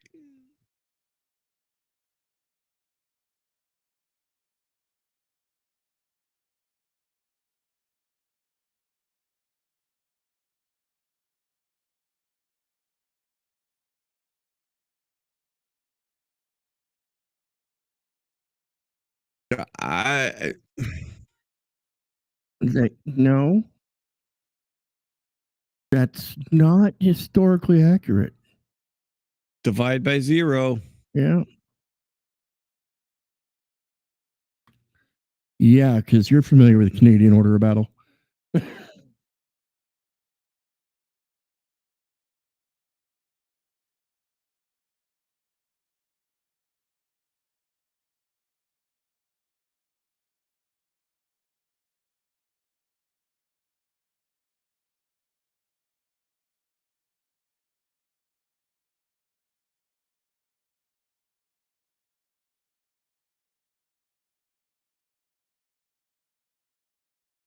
You're right. I mean, that's just brainless.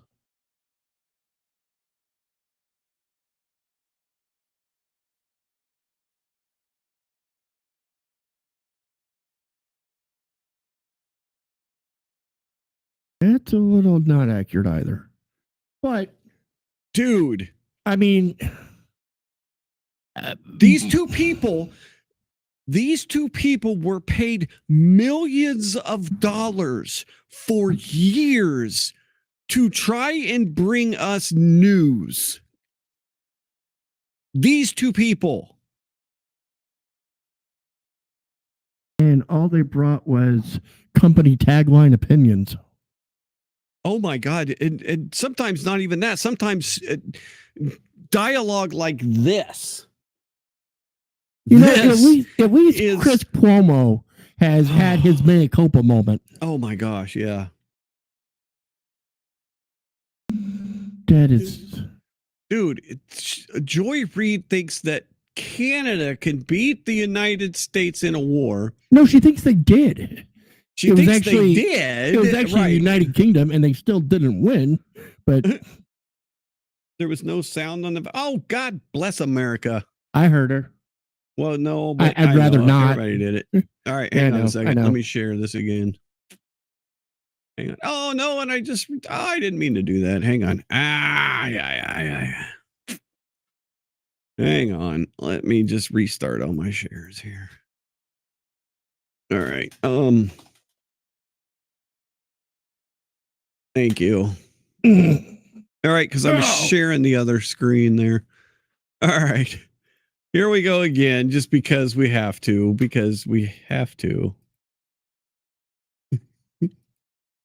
All right. Let's listen to it again. Grampy Trump, let's talk. So what's with the fake accent too? So just right off the bat, what's with the fake accent? Is that supposed to sound like sophisticated or something? Let's talk. Is she from Schenectady? First of all, you can't make Canada the 51st state without going to war with them. And let me explain how that... Well, but there is ways that could happen without a war. First off, there are many different ways before them, applying to Yeah. Then 2/3 of the 50 states. Yeah, How exactly. that happened, how that Read worked that out the somewhere. last time we tried to go to war with Canada. They burned the White House to the ground in 1814 and won the war. Canada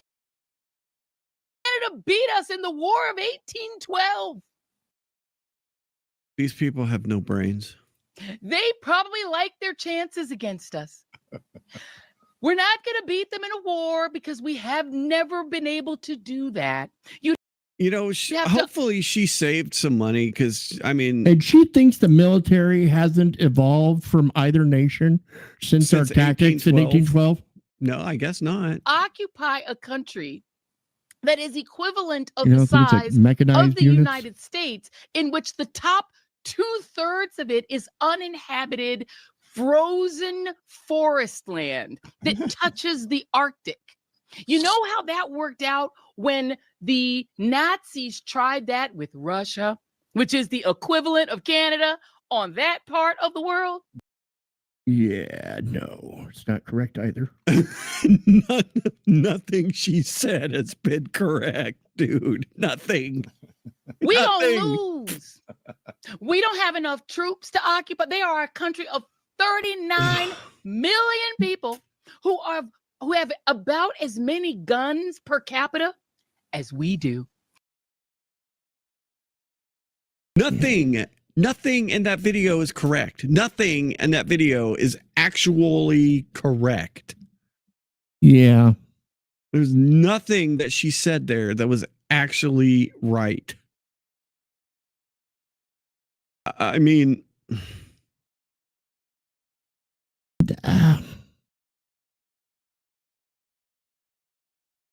Yeah. I mean, yeah, I'm just looking up the Canadian Air Force. Grampy Trump. Right. Yeah. And it seems like the most high-tech offensive aircraft they have would be an FA-18, which was bought from who? The United States. I mean, they don't even have their own indigenous military aircraft. Yep. I mean, one or two things, to have one, I believe, is Canadian, but it's just, wow. It got to be tough. Millions. Those people made millions and millions of dollars on CNN and MSNBC. This is where that Harrison Ford quote I mentioned to you the other day applies. Yeah. He was being asked, you ever feel, like a goofball or whatever, acting these roles in a movie, and well, I don't know how to tell you this, but that's what all that money's for. Yeah. So this was, so Megyn Kelly made fun of Joy Reid when she got tired. Then Don Lemon said something about Megyn Kelly. I saw in the news yesterday, Don Lemon was out there upset that I'm enjoying the Joy Reid termination. So Don Lemon even said that Megyn Kelly's husband made a pass at him or some bullshit like that, right? Yeah, right. Once again, calling me nasty names. And really what's happening here is when one cannot generate light on one's self by oneself, they may find it fine just to bathe in the reflective light of someone else who actually is successful. That's what's really happening there. Don Lemon has no viewers. He has no listeners whatsoever. He has not been able to make it in the cable news world, where he was repeatedly demoted and then fired. He was fired 2 minutes after getting hired by Elon, which should have been a lifeline to him, but he was too stupid to actually take advantage of it. And now he's too stupid to actually make it in the digital lane. So he did the one thing that he could think of to do, which was get into the press by attacking me. And now he's gotten more ink than he's gotten in the past 4 years. But he's a sad, pathetic little man who actually cannot make it in business on his own. And really at this point, thoughts and prayers, Don. Hang in there. I saw in the news yesterday. That was oh my God. When he's interviewing Elon Musk, there's a specific point in that interview. You can see it on Elon Musk's face that this man is a moron. Yes, I know exactly. He's like, at this point, I am done with this. Yeah. He's just oh like, my goodness. I've given the spotlight to a moron, and this will be the last time I do that. Yeah. I mean, you just see it on his face when Elon Musk discovers this. Oh yeah, no, exactly. There's a point where he's like, "What have I done?" Yeah. Yeah, and then I guess Don Lemon went on Bill Maher recently and made an ass that was of so himself funny on there too. Oh my gosh, when Bill Maher calls you out and you're a fellow liberal. Yeah. Like, nobody wants AOC. No, people do. No, and it's like you can't be black and support Donald Trump. Like It's here. the same thing that when I see not all black Republicans, but I see a black MAGA person who is carrying Donald Trump's water and they know that he's lying. It is the shortest line to the front. Because if you're black and you're whatever, you're just in line with a bunch of other Democrats that are doing the same thing that you're doing. But if you become a black MAGA person, it's like, whoa, let's book this person, let's put him on television. So you don't Let's think you can promote- be a sincere black MAGA person?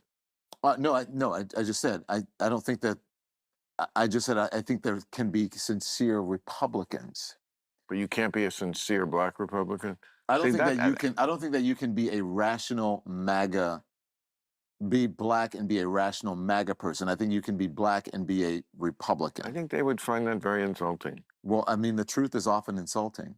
If the same thing. What's that even mean? The truth is insulting. Your truth, Don Lemon. And the truth is insulting. And I'm really curious as to what a MAGA Republican is versus, a standard non-Democrat Republican. No, right. Exactly. No, I think because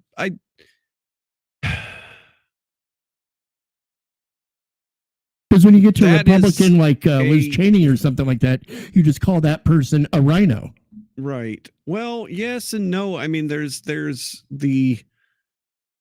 It's a different thing. It is. It's a different thing completely. It's not even Republican, really. I don't. Yeah, I doubt Tulsi Gabbard would call herself a MAGA Republican. No, right, exactly. Or Bob Kennedy's not a, Robert Kennedy Jr. is not. But it's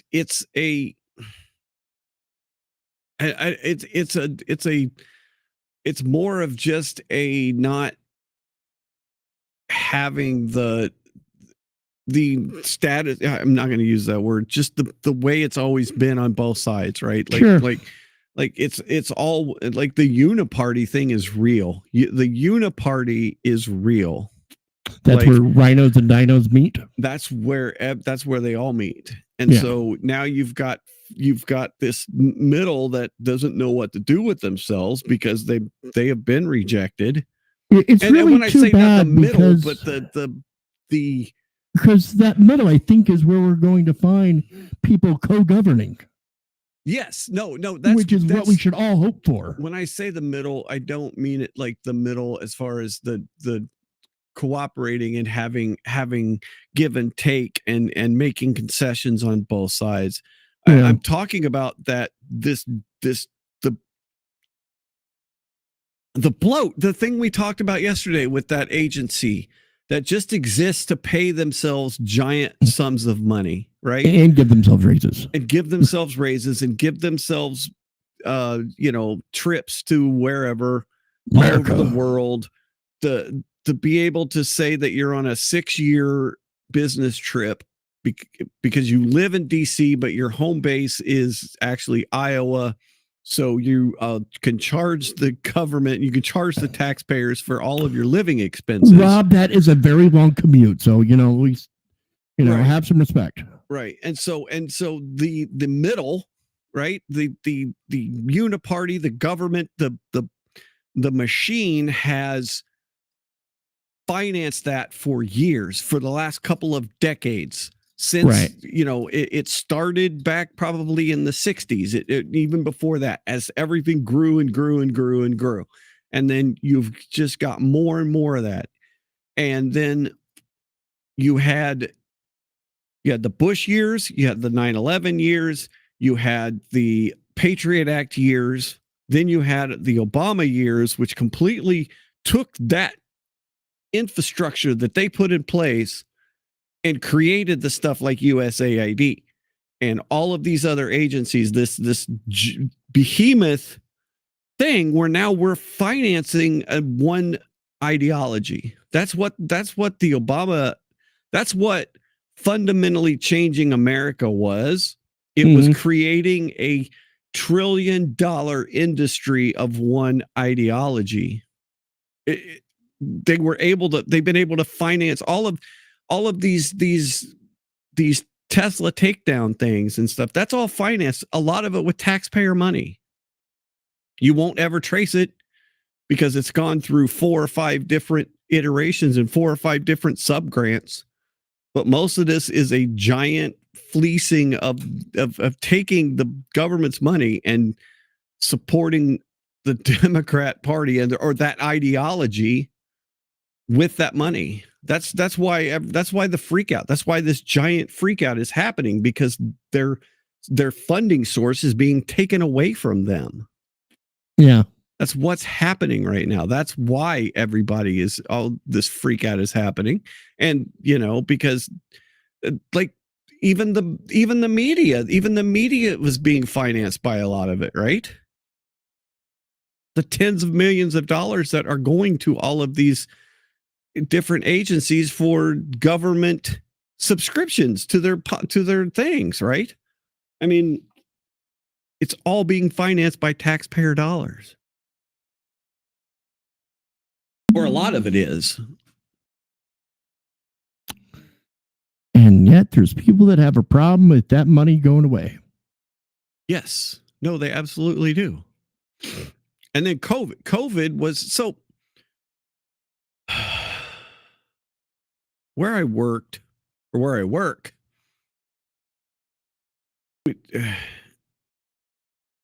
heard a story. Let me back this up. I heard a story about somebody that used COVID as a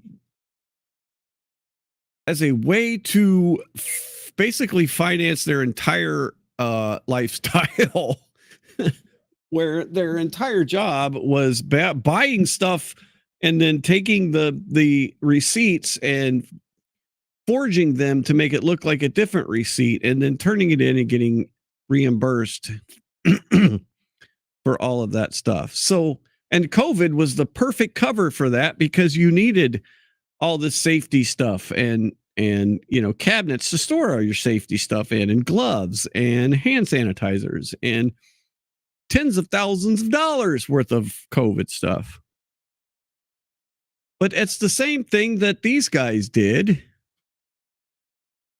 which this is our kind of the last thing I want to go over. But this is something that was uncovered here recently by America First Legal, and it showed that there was a massive government-backed censorship operation orchestrated by USAID, the Global Engagement Center, and then the actual UK government, which then and media firms, and then that manipulated public discourse to silence Americans.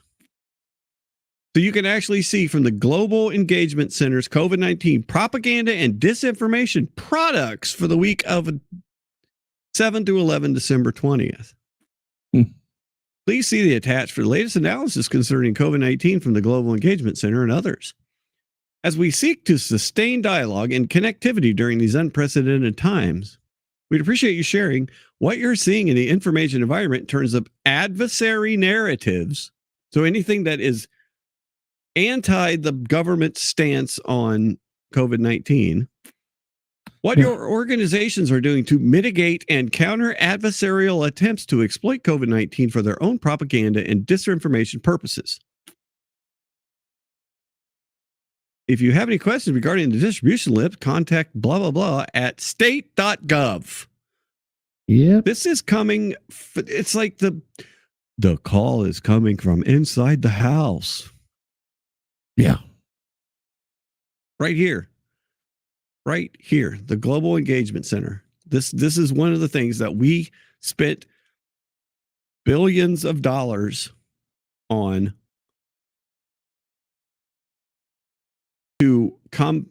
for them to combat misinformation in the United States from American citizens. Right? I just can't believe how well what I would assume were intelligent people and how well they were just fooled. Mm-hmm. I mean, if a fabric cloth mask could have protected you, then the gas shouldn't have been an issue during World War I. Dude, it was all a freaking facade. It was all,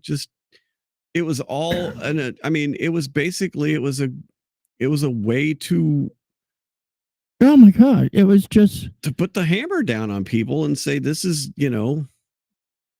so the Global Engagement Center, which is forced to shut down in December 24, was originally created to combat foreign disinformation abroad. Correct. However, through litigation, AFL exposed that the Global Engagement Center promoted state-sponsored propaganda using private media organizations to suppress America's speech. All the way back in 2023, they actually, through FOI, Freedom of Information Act lawsuits and stuff, they actually exposed this. But, I mean, you can see how they use the UK government media organizations to actually clamp down on the First Amendment of people in the United States. I mean, it's just... and there's so many other things that we've done, especially through this USAID, dude. USAID, and to have these judges come in and say you have to reinstate the entire USAID. It's like, no, we don't. Yeah, absolutely, you better check not. your privilege on that one. Yeah, exactly. Yep. And what recourse is there? Yeah, I was just thinking, so let's just go extreme and say the executive ignores the judicial here, or the district level judicial, right, and doesn't do what they say.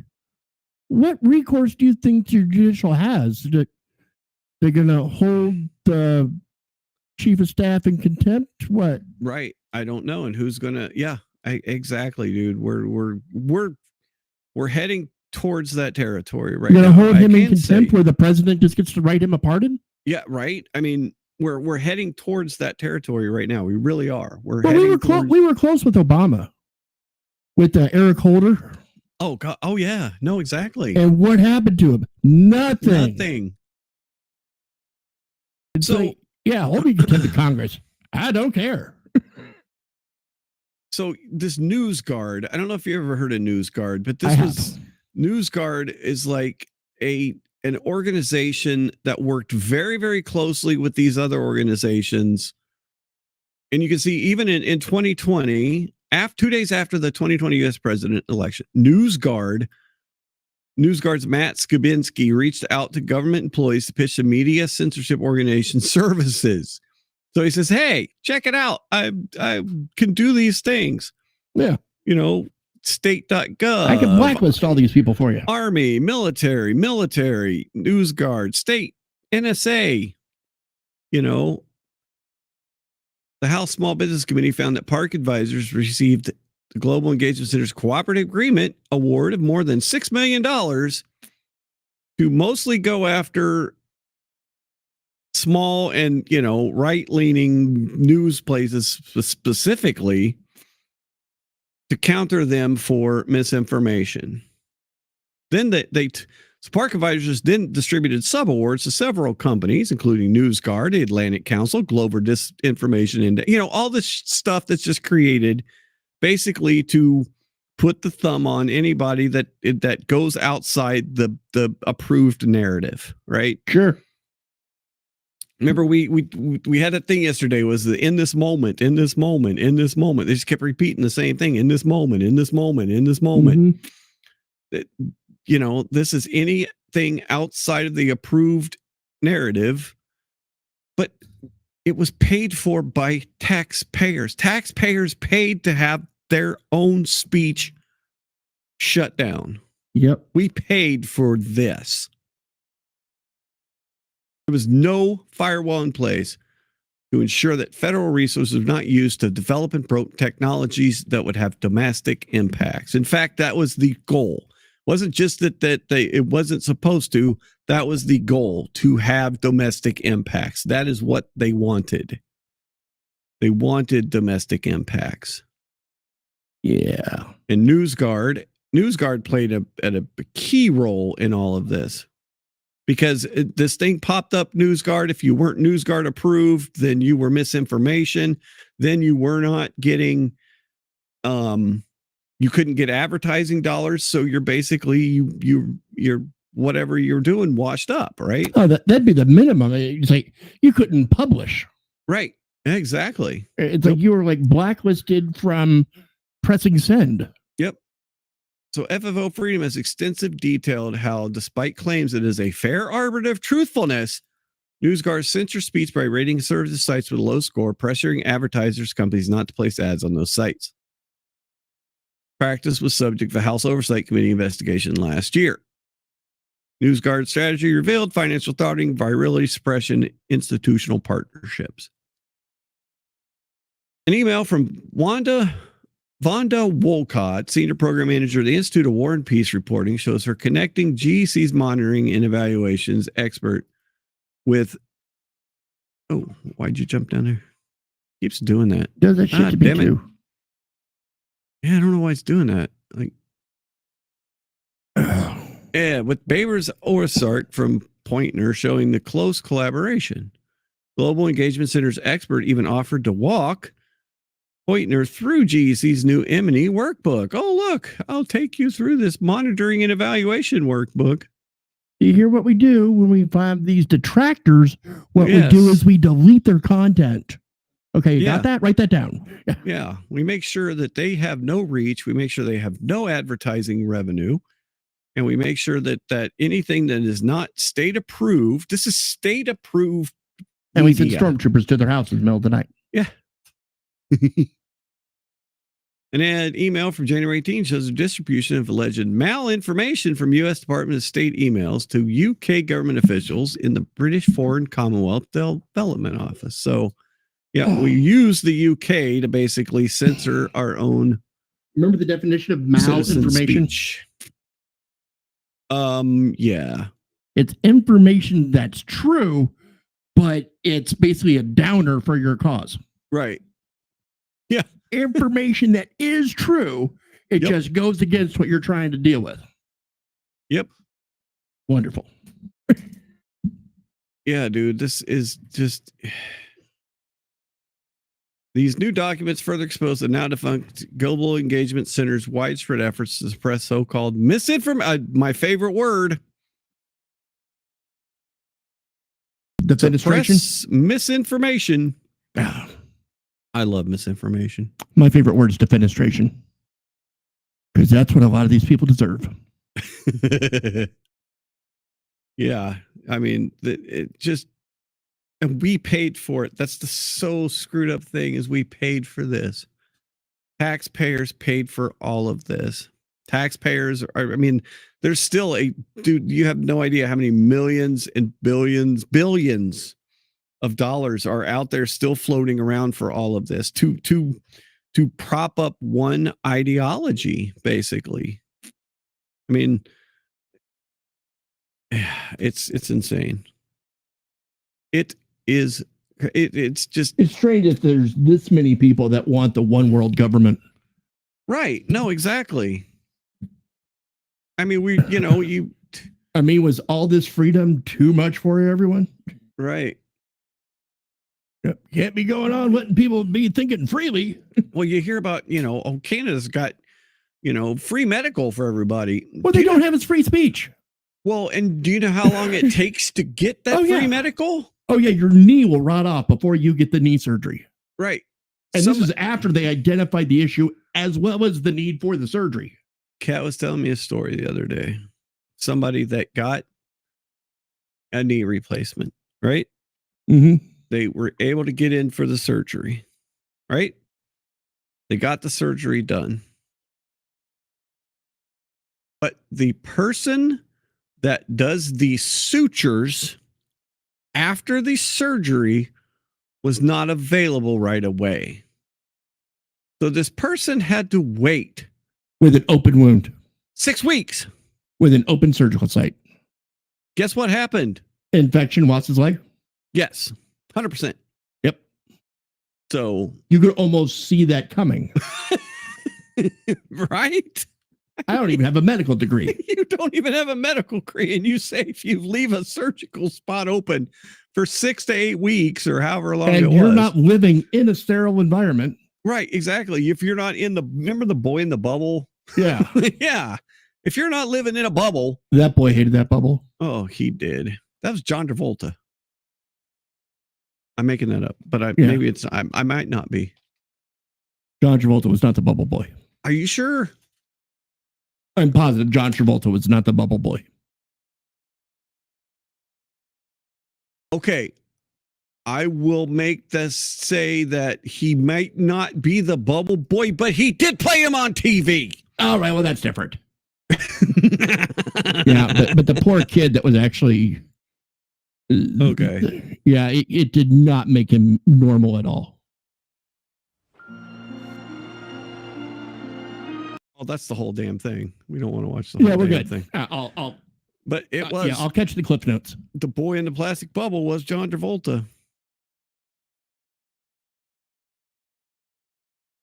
Right there. You see that, right? Yeah. I bet you the boy in the plastic bubble did not look like John freaking Travolta. No, actually, I'm betting the real one did not have a lot shorter hair. Perfect hair. Even for the 70s. I don't know why I freaking remember that, dude. I don't know why I remember this. I don't know why. I honestly don't. I shouldn't. I mean, I was 5 years old, I think, when this came out. Yep. But for some reason, I remember that John Travolta was the boy in the plastic bubble. Yeah, right.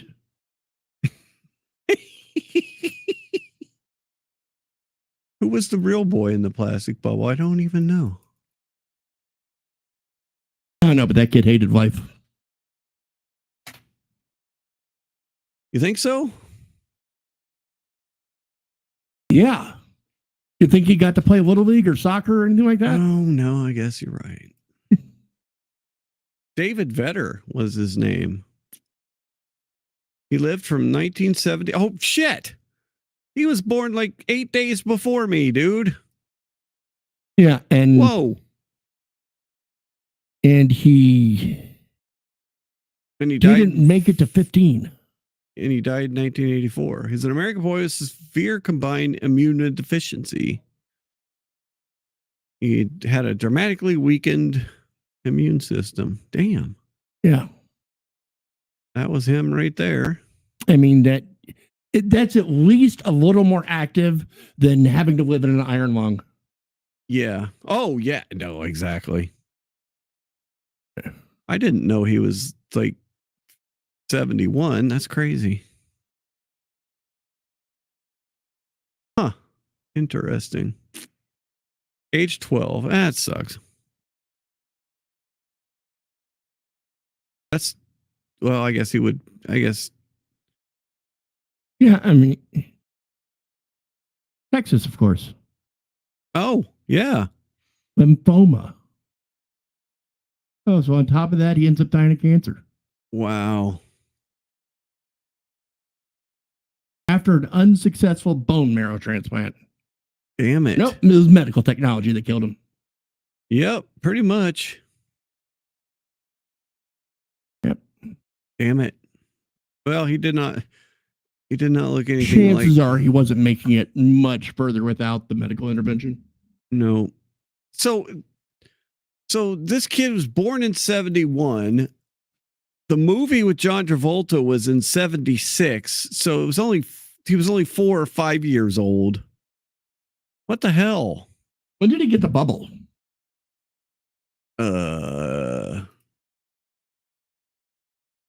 Water, food, diapers, clothes were sterilized before they could enter the sterile chamber. It sounds like he was in the bubble from like the beginning.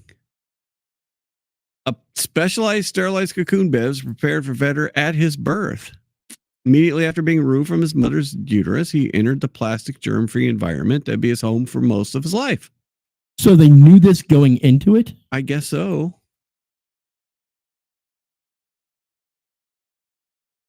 Physicians advised the veterans that any future male children they might conceive had a 50% chance of inheriting the disease. So yeah, they had a 50% chance. So yeah, the only management available for children born with SCID was isolation in a sterile environment until a successful bone marrow transplant could be performed, but he did not have a successful bone marrow transplant.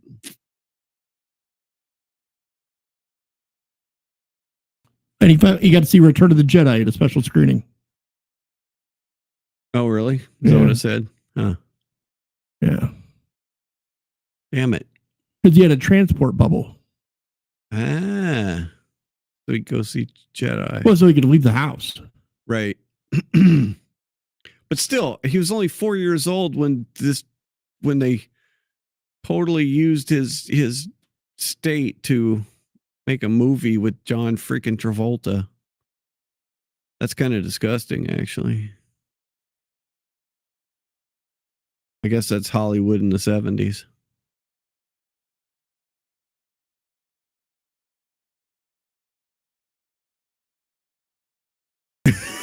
Okay. Oh, I'm not sharing the tab. I was sharing the John Travolta tab. Yeah, I was reading that. Oh, okay. Yeah, the kid found a pen and someone left inside his sterile chamber, and he learned he could poke holes in it. And then they had to teach him how germs work. Oh shit! Because he was like 4. Oh wow! So somebody left their damn pen in there, and he. Oh my goodness! This is like a butterfly pen or something like that. Yep. Yeah.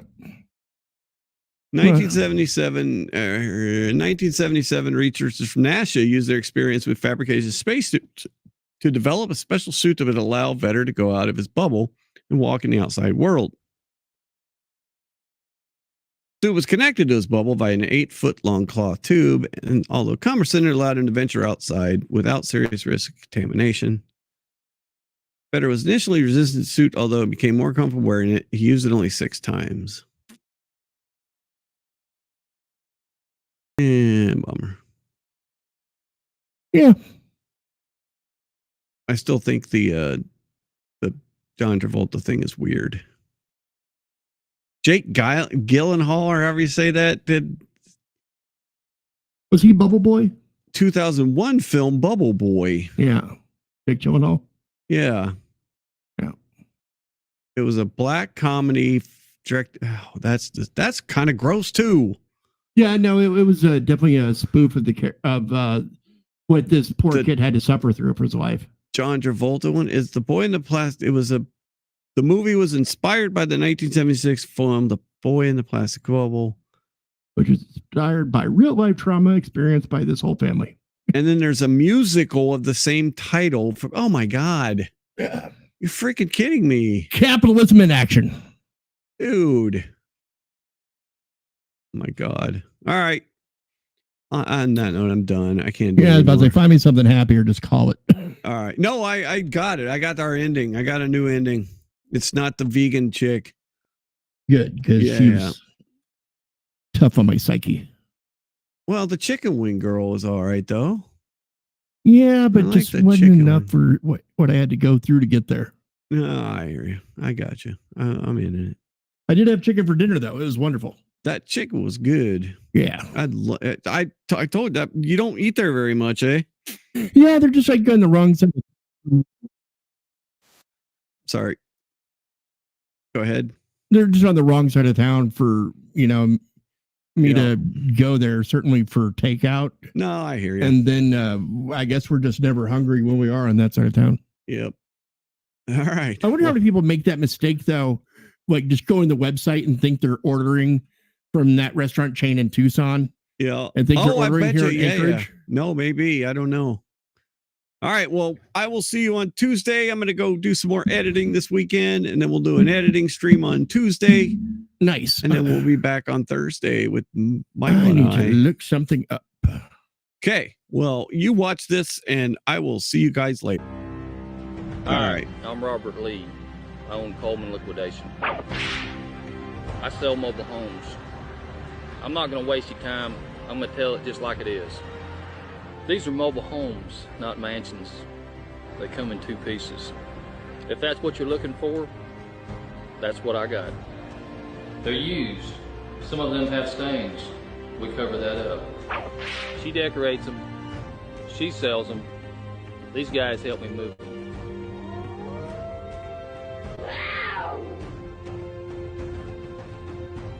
A bouncer in Birmingham hit me in the face with a crescent wrench 5 times. And my wife's boyfriend broke my jaw with a fence post. So if you don't buy a trailer from me, it ain't gonna hurt my feelings.